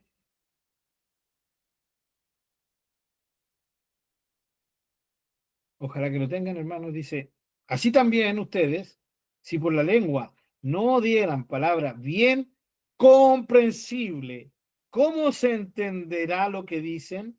Porque hablarán al aire, al aire.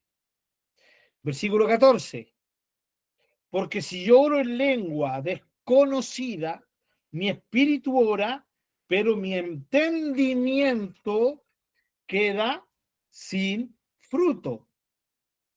¿Qué pues? Oraré con el espíritu, pero oraré también con el entendimiento. Cantaré con el espíritu, pero cantaré también con el entendimiento. Versículo 17, porque tú a la verdad bien das gracias, pero el otro no es edificado. Versículo 19, pero en la iglesia prefiero hablar 5 palabras con mi entendimiento para enseñar también a otros que 10.000 palabras en lengua desconocida. ¿Cuál es el tema aquí? El hablar en lenguas. ¿Sí? ¿Es malo hablar en lenguas? ¿Es antibíblico hablar en lenguas? No. Pero Pablo enseña ya en este tiempo que el don de lenguas es un don que es demasiado limitado.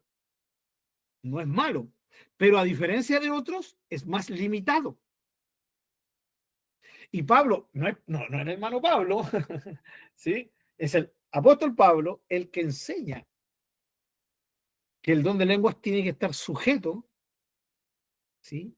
Porque si no hay interpretación, el entendimiento no va a ser edificado.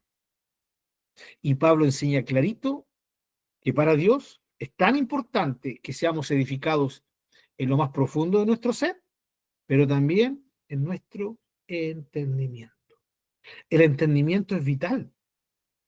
¿Ya? Fíjense, en Romanos 12:2 dice que seamos transformados en nuestro entendimiento, en nuestra mente, porque por medio de esa transformación vamos a ser capaces de comprender cuál es la voluntad de Dios.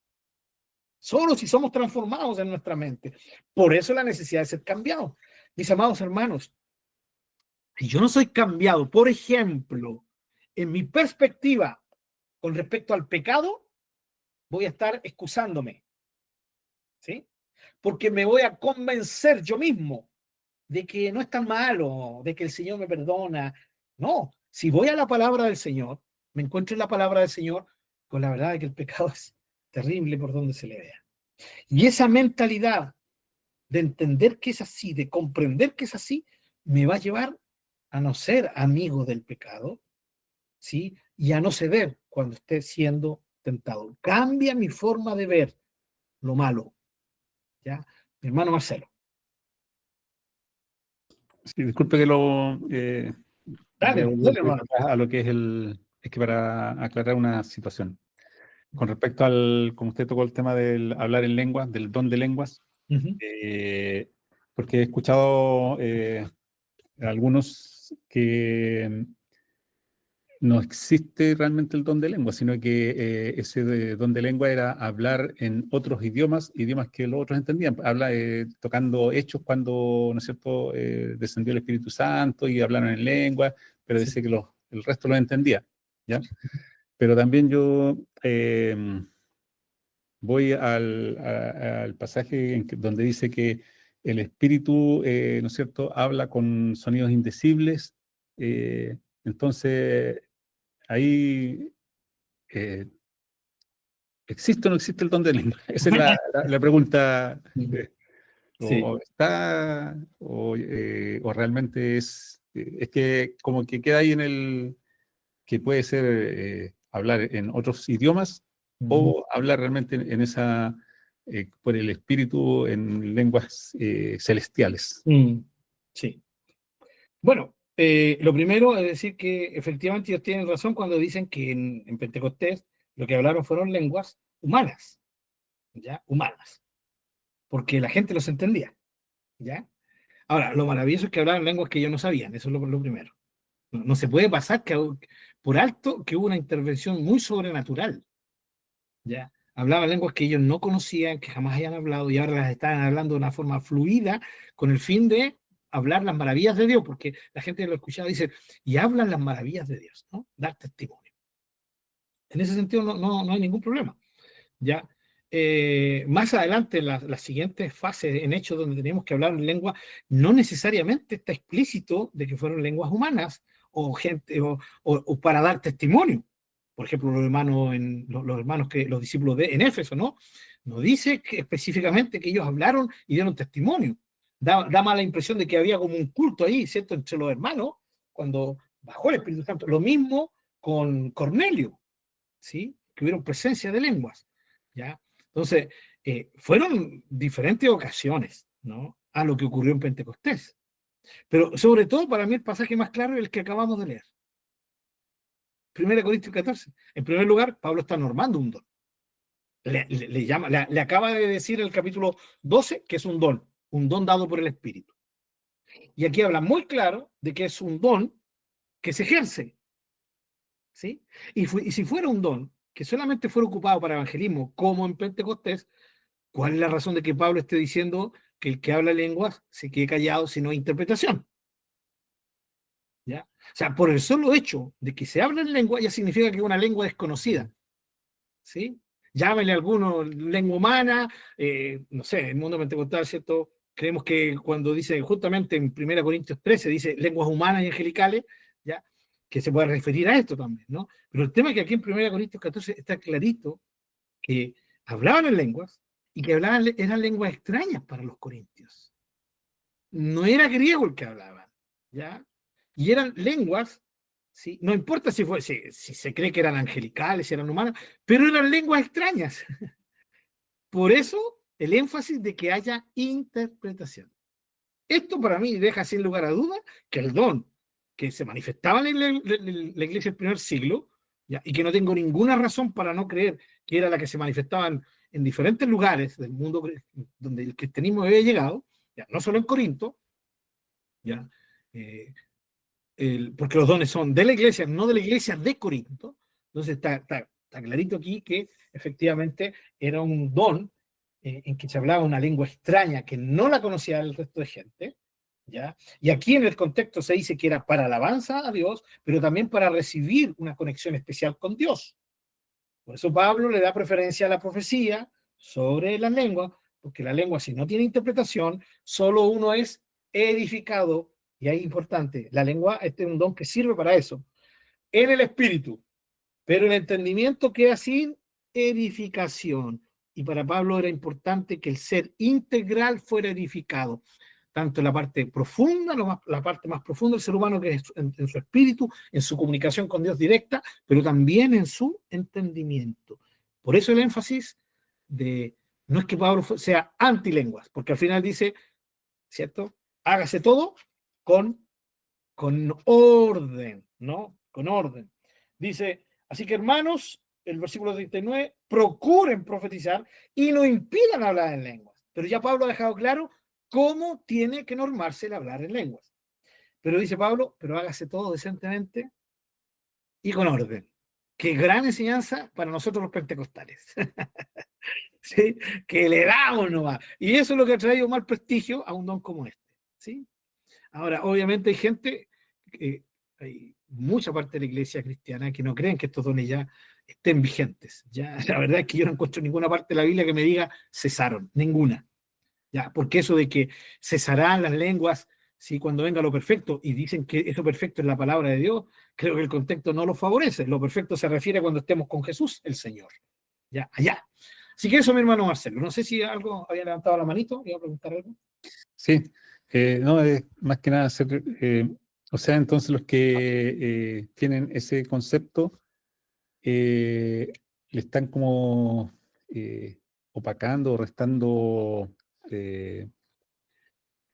presencia, se podría decir, al espíritu, porque no creen en el don de lenguas, no creen en el don de sanidad y no creen en muchas cosas que dicen, no, es que eso era en el tiempo de Pentecostés o en el tiempo de la primera iglesia, pero ya no corren en estos tiempos. Sí. Bueno, la verdad es que están impidiendo que la iglesia disfrute los dones que el Espíritu Santo le ha dado, ¿ya? Y que el Espíritu Santo quiere manifestar. Pero lo más importante, mi hermano Marcelo, es cuando entendemos que el carácter está por sobre los dones, ¿no? Y muchas de estas iglesias enseñan buena doctrina con respecto al carácter de la vida cristiana. Eso es prioridad, ¿ya? No es que estén directamente pagando el Espíritu, excepto que el Espíritu Santo quiera hacer una obra ahí, pero ahí ya nosotros no sabríamos si es así o no, porque no estamos en esas iglesias. Ya no estamos en esas iglesias. Aparte que hoy día yo creo firmemente que muchas iglesias se profetiza claramente, ¿ya? Y no saben que están profetizando o no entienden qué es profecía lo que están diciendo. Porque ven una profecía, creo que de una forma incorrecta. Creen que los dones de profecía, el don de profecía se refiere a ser profeta como un profeta en el Antiguo Testamento. Y nosotros no creemos eso. Yo no creo que un profeta hoy, ¿sí?, pueda profetizar una nueva revelación. Yo creo que el profeta tiene una palabra clara de Dios, precisa de Dios, circunstancialmente precisa de Dios para alguien, para una iglesia, para una circunstancia especial de una persona, ¿cierto? Pero siempre extraída de la palabra del Señor, jamás por sobre ella. Entonces, hay un desconocimiento de lo que son los dones, ¿ya? Y ahí cada líder tendría que dar cuenta como ministra, ¿no? Como ministra. Pero sí tenemos que ser realistas de que hay iglesias donde aparentemente se manifiestan los dones y es puro desorden, ¿no? Y la mayoría de las iglesias donde hay puro desorden de esto es iglesias que solo se basan en sus emociones. Muchos de los dones que se experimentan son meramente emocionales, son inventos de ellos mismos. Ya, yo he escuchado, hermanos, pastoras y pastores enseñar a hablar en lenguas, ¿ya? Y creo que eso no tiene nada que ver con la escritura, ¿ya? Así que creo que es parte de ahí. Si tuvieran, ¿sí?, el cuidado de estudiar la palabra, sujetarían sus dones, porque eso es lo que Pablo enseña en 1 Corintios capítulo 14. Eso, mi hermano Marcelo. Bien, se dan cuenta cómo en el contexto para Pablo es tan importante el entendimiento, el que se entienda. ¿Por qué? Porque el entendimiento, nuestra mente es la que está trabajando día tras día. Por eso Pablo dice a los filipenses, en esto piensen, en lo bueno, en lo correcto, ¿cierto?, en lo que se estima. ¿Por qué? Porque aquí en nuestra mente es donde se traman todas las cosas. Por eso el Señor dijo que del corazón salen los pensamientos. Significa que la mente está conectada con nuestro corazón. Lo más profundo de ahí, pasando por nuestra mente, salen los malos pensamientos. Nuestra mente tiene que estar siendo transformada por el Señor. ¿Por qué? Porque es tremendamente importante. Efesios, capítulo 1, versículo 18. Avancemos. Creo que hoy día vamos a alcanzar a terminar. Sí, vamos a alcanzar a terminar con esto. Efesios, capítulo 1. Pero quiero que veamos todos estos versículos porque todos nos hablan de la importancia del entender, del pensar, del comprender, de la mente. Efesios 1, esto es poderoso, Efesios 1, 18, dice, alumbrando los ojos de vuestro entendimiento. Miren qué importante que el entendimiento sea alumbrado, que entendamos, para que sepan cuál es la esperanza a la que les ha llamado y cuáles las riquezas de la gloria y su herencia de los santos y cuál es la supereminente grandeza de su poder para con nosotros los que creemos. Fíjense, Pablo ora por los efesios para que el Señor, el Dios y Padre de nuestro Señor Jesucristo, el Padre de gloria, nos dé, versículo 17, espíritu de sabiduría y revelación en el conocimiento de Él, alumbrando los ojos de su entendimiento para que entienda, para que entendamos que la esperanza a la cual nos ha llamado, las riquezas que tenemos en Él y la supereminente grandeza de su poder que opera en nosotros. ¿Ya? Si usted se pone a meditar estas tres cositas, ¡ah, qué maravilla, hermanos! Maravilloso. La esperanza, las riquezas que tenemos en el Señor y el tremendo poder a favor nuestro. Pero nosotros necesitamos que se alumbren los ojos de nuestro entendimiento para poder ver esto. Amados, ¿qué ocurre? ¿Qué ocurrió cuando usted leía una porción de la Biblia? Sé que muchos de ustedes han contado testimonios como este, no solo mío. Y usted ha leído esa misma parte y llega un momento en que vuelve a leer esa misma parte, ¿no? Y de repente, estoy como dramatizándolo, ¿no? ¿Y esto? Pero si lo he leído tantas veces, ¿no? ¡Wow! No. Y ahora me queda claro, no había entendido esto, no me había detenido en eso. Eso significa que el entendimiento está siendo alumbrado. El Espíritu Santo, porque esto lo hace el Espíritu Santo, va alumbrando nuestro entendimiento y nuestro entendimiento nos permite ir asimilando las cosas que Él nos va, ¿sí?, entregando. Y eso se va transformando en convicción en nuestras vidas. ¿sí? Ya comenzamos a vivir de una manera, ¿cierto? Como es digno de, porque entendemos cuál es esa forma, ¿cierto? De vivir dignamente del Señor, ¿ya? Entonces, sigamos con Efesios 5:17, el entendimiento. Miren qué importante. Miren cómo va de la mano con Romanos 12:2. Efesios 5:17. Por tanto, no sean insensatos.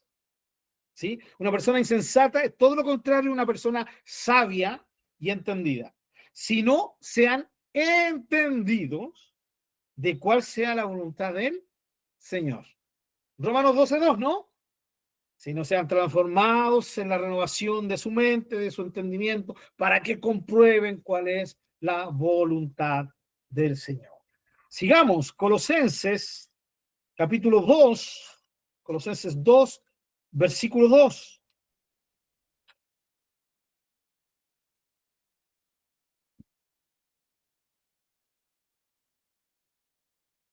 No, me fui para el otro lado. Colosenses 2, versículo 2. Espero que lo tengan. Dice, para que sean consolados sus corazones, unidos en amor, hasta alcanzar todas las riquezas de pleno entendimiento. Hermanos, no estamos con pleno entendimiento hoy, pero vamos avanzando hacia ese pleno entendimiento. Pero fíjense cómo el entendimiento es tan radicalmente importante. Segunda de Timoteo, capítulo 2, versículo 7.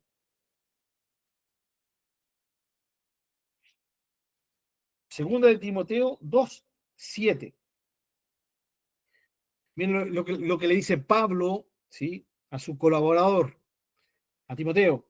Versículo 7. Considera lo que digo y el Señor te dé entendimiento en todo. ¿Sí? Que entiendas, que el Señor te dé entendimiento. Pero no solo Pablo, Pedro, clarito, para Pedro era importantísimo el testimonio. Primera de Pedro 1:3. Primera de Pedro 1:3.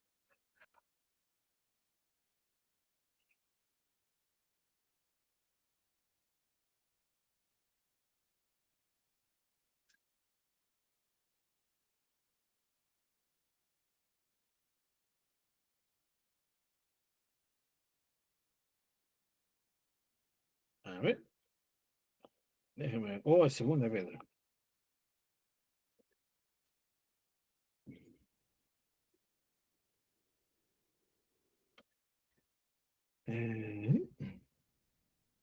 Perdón, es segunda de Pedro, queridos hermanos. ¿Ya? Segunda de Pedro. Uno te lo voy a corregir antes.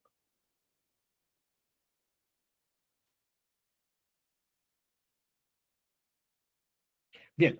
Segunda de Pedro, capítulo 1, versículo 3. Dice, como todas las cosas que pertenecen a la vida y a la piedad nos han sido dadas por su divino poder mediante el conocimiento, ¿ya? Conocimiento de aquel que nos llamó por su gloria y excelencia. Aquí, hermanos, la palabra conocimiento habla de entendimiento, de comprender. Bueno, todo conocimiento tiene que ver con entendimiento, ¿ya? Así que la idea de Pedro es que tenemos que tener claro que mediante el conocimiento de aquel que nos llamó por su gloria y excelencia, ¿cierto? Y excelencia, es que nos viene esto, ¿no? La vida, las cosas que pertenecen a la vida y a la piedad, nos han sido dadas por su divino poder mediante el conocimiento, por medio de entender, ¿ya? De comprender. Seguimos. Primera de Juan 5:20.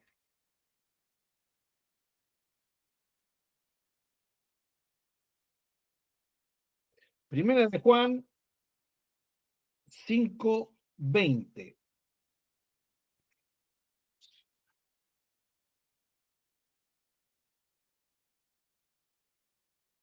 Ya casi al final de su carta, ¿no? Primera de Juan 5:20. Pero sabemos que el Hijo de Dios ha venido y nos ha dado entendimiento para conocer. Aquí están los dos verbos, entender y conocer juntos. Al que es verdadero. Nos ha dado entendimiento para conocer. O sea, el entendimiento fue tratado por el Señor. ¿Ya? Ahí. Y eso nos permitió conocer al que es verdadero y que estamos en el verdadero, en Jesucristo su Hijo, y saber que este es el verdadero Dios y la vida eterna, ¿ya? Y la vida eterna.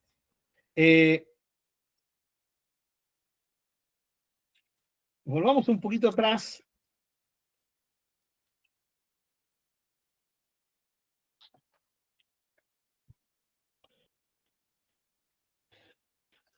Solamente para dar un contraejemplo, ¿ya? Segunda de Timoteo 3:8.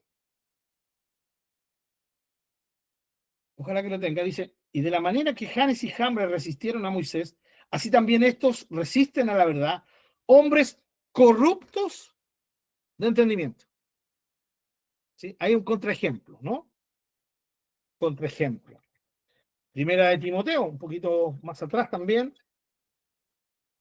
Primera de Timoteo 1:7.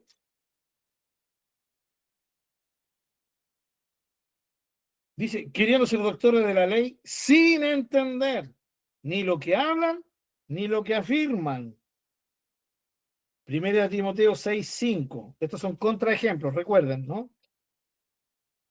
Lo que pasa cuando no hay un entendimiento de la voluntad de Dios, un entendimiento renovado, iluminado por el Señor, ya transformado.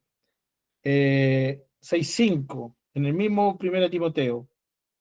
Dice, disputan necias de hombres corruptos de entendimiento. ¿Sí? Esa es una frase que le gustaba al apóstol Pablo, hablando de corruptos de entendimiento. Por lo tanto, mis queridos hermanos, el tema de la mente, el tema de cómo pensamos, el tema de cómo entendemos es radicalmente importante para el Señor. Y Él nos transforma aquí. Hermano, y vuelvo a decir, cuando yo me refiero a mente, no estoy hablando, porque la palabra no está hablando de mero intelecto. El entendimiento va mucho más allá de mero intelecto. Y como lo hemos visto, el entendimiento siempre está relacionado en la mente del Nuevo Testamento con la voluntad del Señor. Díganme que en los momentos más complicados de nuestra vida no ha sido esta lucha. Señor, es que no entiendo, ¿sí? No entiendo. No entiendo lo que estás haciendo, no entiendo por qué lo permites, no entiendo esto, hasta lo más sencillo, leo tu palabra y no la entiendo, el entendimiento, ¿sí? Muchos hermanos, muchos han tenido la lucha de decir, no entiendo cuál es tu voluntad, qué es lo que quieres de mí para hacer. Y hay cristianos que están con esa lucha también, ¿ya? ¿Hacia dónde quieres que vaya? No entiendo cuál es tu voluntad, no entiendo qué es lo que quieres, ¿cierto? ¿Cuál es tu deseo para mi vida en este caso? ¿Ya? Entonces, la transformación de Dios en nosotros va produciendo que nuestro entendimiento, nuestra mente, sea moldeada de tal manera, ¿sí? De tal manera que seamos capaces de conocer la voluntad del Señor. La transformación. Ahora, esa transformación de la mente repercute en el ser completo, o sea, en la forma de ser, porque no solo se queda ahí, sino que cuando yo entiendo la voluntad de Dios, mis actos comienzan a amoldarse a esa voluntad, a esa voluntad. Un ejemplo muy básico. Señor, ¿qué quieres que haga? ¿En qué quieres que te sirva, Señor? ¿No? ¿En qué quieres que te sirva? ¿Cuál es mi don? Sí, algunos dicen, ¿cuál es mi don, Señor? ¿Cómo sirvo en tu iglesia? ¿Ya? Y el Señor viene, ¿no? A medida que el Señor va transformando la mente, uno muchas veces se encuentra con que no es tan importante, lo primero, saber tal vez el don que tengo, ni tanto saber la voluntad de Dios inmediata, ahora ya, de lo que Dios tiene para mí en el futuro, sino que la voluntad de Dios es que yo ahora experimente mi vida profunda con Él y que lo otro va a venir solito. ¿Sí? Va a venir solito. Y ahí cuando muchos, especialmente personas que están, que son así, ¿no? Son un tanto obsesivas con esto, de saber qué es lo que tú quieres que yo haga, Señor, ¿no? Y dice que el Señor nos muestra que su voluntad no es mostrarnos ahora mismo y hacernos saber ahora mismo qué tengo que hacer, ¿ya? Sino lo que yo tengo que hacer es sencillamente lo que sí está claro en la Escritura. ¿Y qué es lo que está claro en la palabra, Señor? Bueno, léela. ¿Sí? Léela. Y ahí nos encontramos con lo que compartimos la semana pasada. Todas estas cosas, estos medios, estas instancias que me llevan a mantenerme junto, apegadito al Señor, orar, dedicarme tiempo a la palabra, dedicar tiempo a la palabra del Señor, congregarme. Cuando tengo la posibilidad, ayunar, lo hago. Cuando tengo la posibilidad de testificar, lo testifico. Sí, testifico del Señor. Y se da esto, ¿no? Esto de poder hacer esas cosas. Y nos falta, bueno, el que dirá, como el joven rico, pero Señor, si eso yo lo hago desde que soy joven. ¿Sí? Pero es algo que tenemos que hacer, si lo hicimos desde jóvenes, tenemos que seguir haciéndolo hoy, tenemos que seguir haciéndolo hasta que nos muramos. ¿Por qué? Porque como dijimos la semana pasada, es lo que nos permite experimentar el estar junto al Señor y es lo que nos da vida. Dejamos de hacer esto y nos morimos.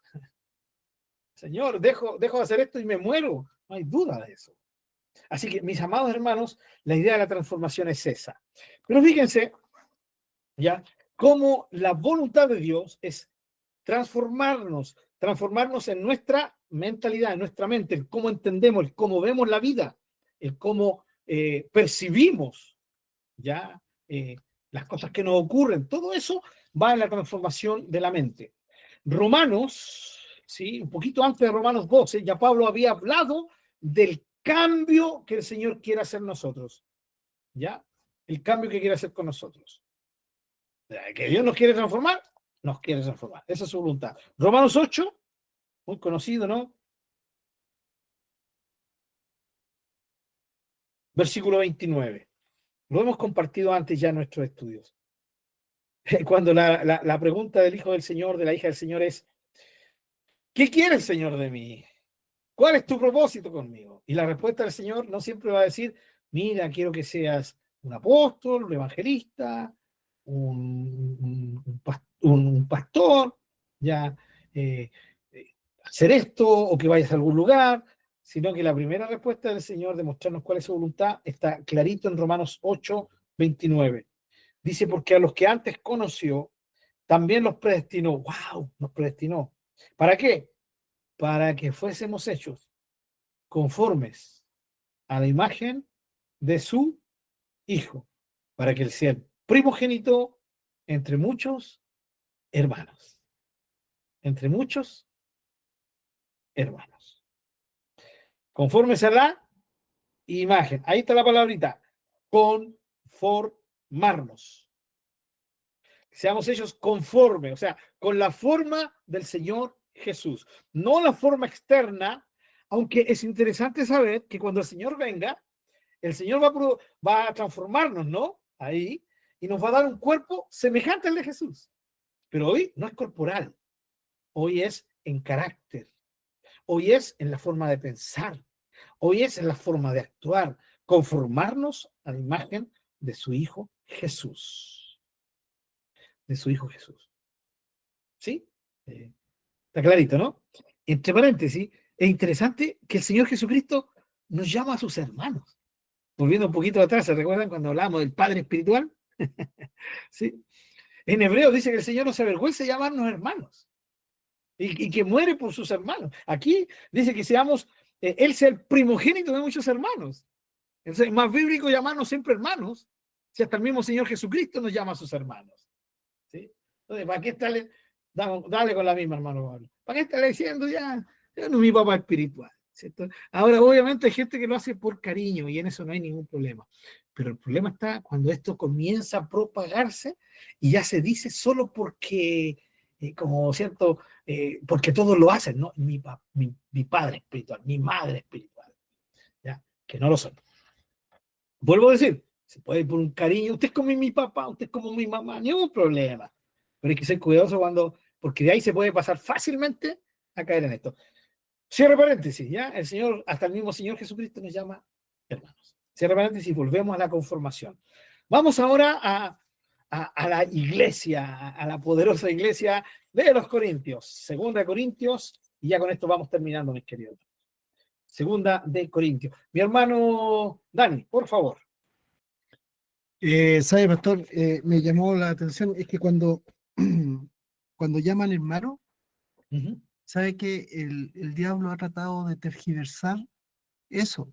Y ahora, por ejemplo, si uno ve a los jóvenes, oh, hermanito, ¿cómo está? Y sabe que es algo tan, Sí, sí, y como que empieza a sonar vulgar, sí, no, de hecho ya suena. y empieza a sonar como algo que el enemigo como que lo ha levantado como algo que es malo. Mm, Y entonces muchas veces uno ve a ellos diciéndose hermano, hermano, y no, como que uno los mira y dice, no entiende el concepto del hermano. claro, sí. Da pena un poco, ¿no? Bueno, No, eso. no, obviamente que sí, mi hermano. Oiga, me ha pasado con el término padre. Hoy día están con esa. Ya no solamente con el tema del hermano, no sé si has escuchado por ahí, hermano Dani. Dicen padre. Uno va a la feria que dicen, ¿a cómo está el kilo de brócoli? Gira loquita nomás padre. Chura, ya me siento re mal, po. Me siento viejo más encima. O sea, padre. Antes por lo menos me decían hermano, manito. A veces padre. Pucha, yo estoy viejo. ¿Ya? Y es la jerga, en todo caso, esto es el COA, el COA bueno, como se dice despectivamente, del flight, ¿no? En fin, en nuestros tiempos era otra denominación, pero no quiero entrar a eso, ¿no? Pero sí, se van desprestigiando, vuelvo a decir, el tema de hoy día, padre, ¿no? Padre. Eh, Cualquier persona, incluso de gente que más o menos de la misma edad, le dice, no, hielo barato, padre. Padre, padre, va. Es la tergiversación de los términos, ¿no? Sí, se produce eso, mis queridos hermanos, tristemente. Ahora, dentro de la iglesia también, increíble, nos llamamos hermanos y muchas veces ni nos respetamos como tales, ¿no? También es importante que tengamos cuidado con eso, ¿ya? Que tengamos cuidado de percibir claramente, y aquí es donde entran los sentimientos que son cuando son dominados por el Espíritu Santo, hermanos, tenemos que sentir cuando le decimos hermano, ¿ya? Hermana, mi hermana Jesús. Esta es mi hermana Jesús. Porque la considero realmente mi hermana. Y no le digo hermana solo porque va a la iglesia, sino porque es el título que muestra el nexo real que existe entre la hermana Jesús y el hermano Pablo. ¿Cierto? Eso es muy importante que lo disfrutemos también. Segunda de Corintios, hermanos, ¿ya? Capítulo 3, el apóstol Pablo hablando del nuevo pacto, ¿ya? De esto del nuevo pacto. Versículo 18. Por tanto, nosotros todos, mirando a cara descubierta, como en un espejo, la gloria del Señor, somos transformados de gloria en gloria, en la misma imagen, como por el Espíritu del Señor. ¿En la misma imagen de quién? De Jesús, ¿no? Porque dice que como en un espejo, ¿sí? De eso, como en un espejo vemos la gloria del Señor, la manifestación del Señor en ese espejo, y nosotros vemos esa manifestación en el espejo, vemos al Señor Jesucristo, ¿ya? Por lo tanto, a eso se refiere que somos transformados de gloria en gloria en la misma imagen, en la imagen de nuestro Señor Jesucristo. Ese es el fin de la transformación. Mis amados hermanos, la transformación que opera Dios en nosotros de día a día, de momento a momento, de circunstancia a circunstancia, ¿cierto? Todo es con el fin de que nuestra mente sea la mente de Cristo. Podamos pensar como Él piensa. Que tengamos en nuestra forma de vivir, nuestra forma de expresarnos, la imagen de Jesús. De aquí es donde sale esa famosa frase, ¿no? Que vean en ti a Jesús. ¿Sí? Que se ha vuelto en muchos casos muy romántica, pero que para usted y para mí no tiene que ser mero romanticismo, sino que debe ser el gran deseo, ¿sí? Que hace arder el corazón nuestro de querer ser transformados, conformados a la imagen de nuestro Señor Jesucristo.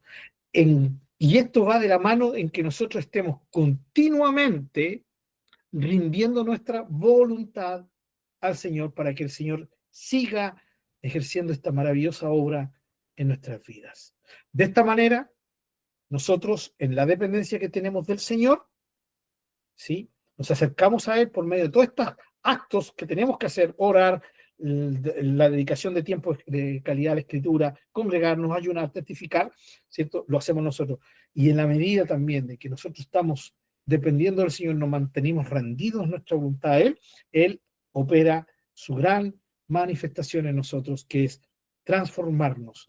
Por eso en Romanos 12:1 y 2 van de la mano: adoración de vida y transformación. ¿Sí? Amén. Bien, mis queridos hermanos, no sé si hay alguna consulta, alguna pregunta, algo que quieran acotar. Estamos justito en la hora. Mi hermano Marcelito. Sí, disculpa que No pido disculpas, hermano Marcelo. vuelvo al tema de apagar los dones espirituales. Ajá. Porque cuando, o sea, yo lo veo así, pues cuando se apagan mucho los dones espirituales, no podremos caer en lo que le pasó a la iglesia de la Odisea, volvernos unas iglesias tibias, frías, cuando, claro, está bien darle harta énfasis a la palabra, como lo hacen algunas iglesias, al conocimiento, a adquirir harto conocimiento, pero si dejamos de lado ciertas cosas, que la parte fundamental, que el Espíritu, para que Él quien también nos enseñe y nos va conformando a la imagen de Cristo, podemos caer en ese otro extremo. Sí, sin duda. Es- Tristemente que sí, que claro que sí, es una triste posibilidad, pero no, Marcelo. Ahora creo que el problema que la iglesia ha llevado a esta división de si existen los dones, si están vigentes o no, todo nace, creo que de una perspectiva de no entender bien cómo la escritura nos habla de los dones, ¿no? Y aquí están los dos extremos, ¿no? De las iglesias desordenadas que han sobreenfatizado los dones, iglesias donde literalmente se cree que porque alguien tiene un don, alguien habla en lengua, es el hombre espiritual y casi tiene la misma imagen de Jesús ya. Y no se enseña que los dones son herramientas. No son nada más que eso, son herramientas que el Espíritu da para la edificación del cuerpo, para que la iglesia crezca, ¿no? Y bajo esa perspectiva tienen que ejercerse, ni para vanagloria, ni para mostrar si la apariencia de una santidad, porque eso no tiene nada que ver con eso, eso tiene que ver con el fruto del Espíritu, con una vida dedicada, una vida de adoración, como la estamos viendo, ¿no? Y se pierde, claro que se va a perder eso. Ahora, ¿cuál es la idea en cada iglesia? Yo creo que es el equilibrio. El equilibrio. Pero toda iglesia equilibrada va a tener una sana manifestación de los dones. Por supuesto que sí. ¿Ya? Pero como Pablo enseñó, porque eso es muy importante, el don de lengua, miren, si al Espíritu Santo le plació que Pablo tocara estos dos dones, ¿por qué no habló de los otros? ¿No? Habló de estos dos. Y el Espíritu Santo a través de Pablo, ¿no? El mismo que nos da esos dones. Entonces, el Espíritu Santo hablando a la iglesia. ¿Ya? Sobre todo profetizan. Entendimiento y espíritu, edificados integralmente. ¿Ya? Y no dejen no impidan hablar en lenguas. ¿Sí? Tampoco dijo promuévanlo, ¿cierto? Lo que Pablo estaba diciendo, no quiero que entiendan que yo estoy en contra del don de lenguas, pero todo hágase en orden y decentemente. O sea, hablen en lenguas, ni un problema. Cada uno en su turno, como Pablo lo explica muy bien. Y solo si hay intérprete. Si no hay intérprete, no hay problema. Pero la mala enseñanza, vuelvo a decir, tristemente ha llevado al desprestigio de los dones. Una iglesia sana es una iglesia que va a la Escritura, que saca de la Escritura lo que la Escritura quiere enseñarle y no lo que mi posición teológica me ha enseñado, sino lo que la palabra del Señor dice. Y creo que ahí uno puede convertirse, un grupo de cristianos pueden convertirse en una iglesia muy sana, muy equilibrada, donde los dones están manifestándose sin ningún problema. ¿Sí? Así que eso, mi hermano Marcelo. Sí. Bien. ¿Oramos al Señor?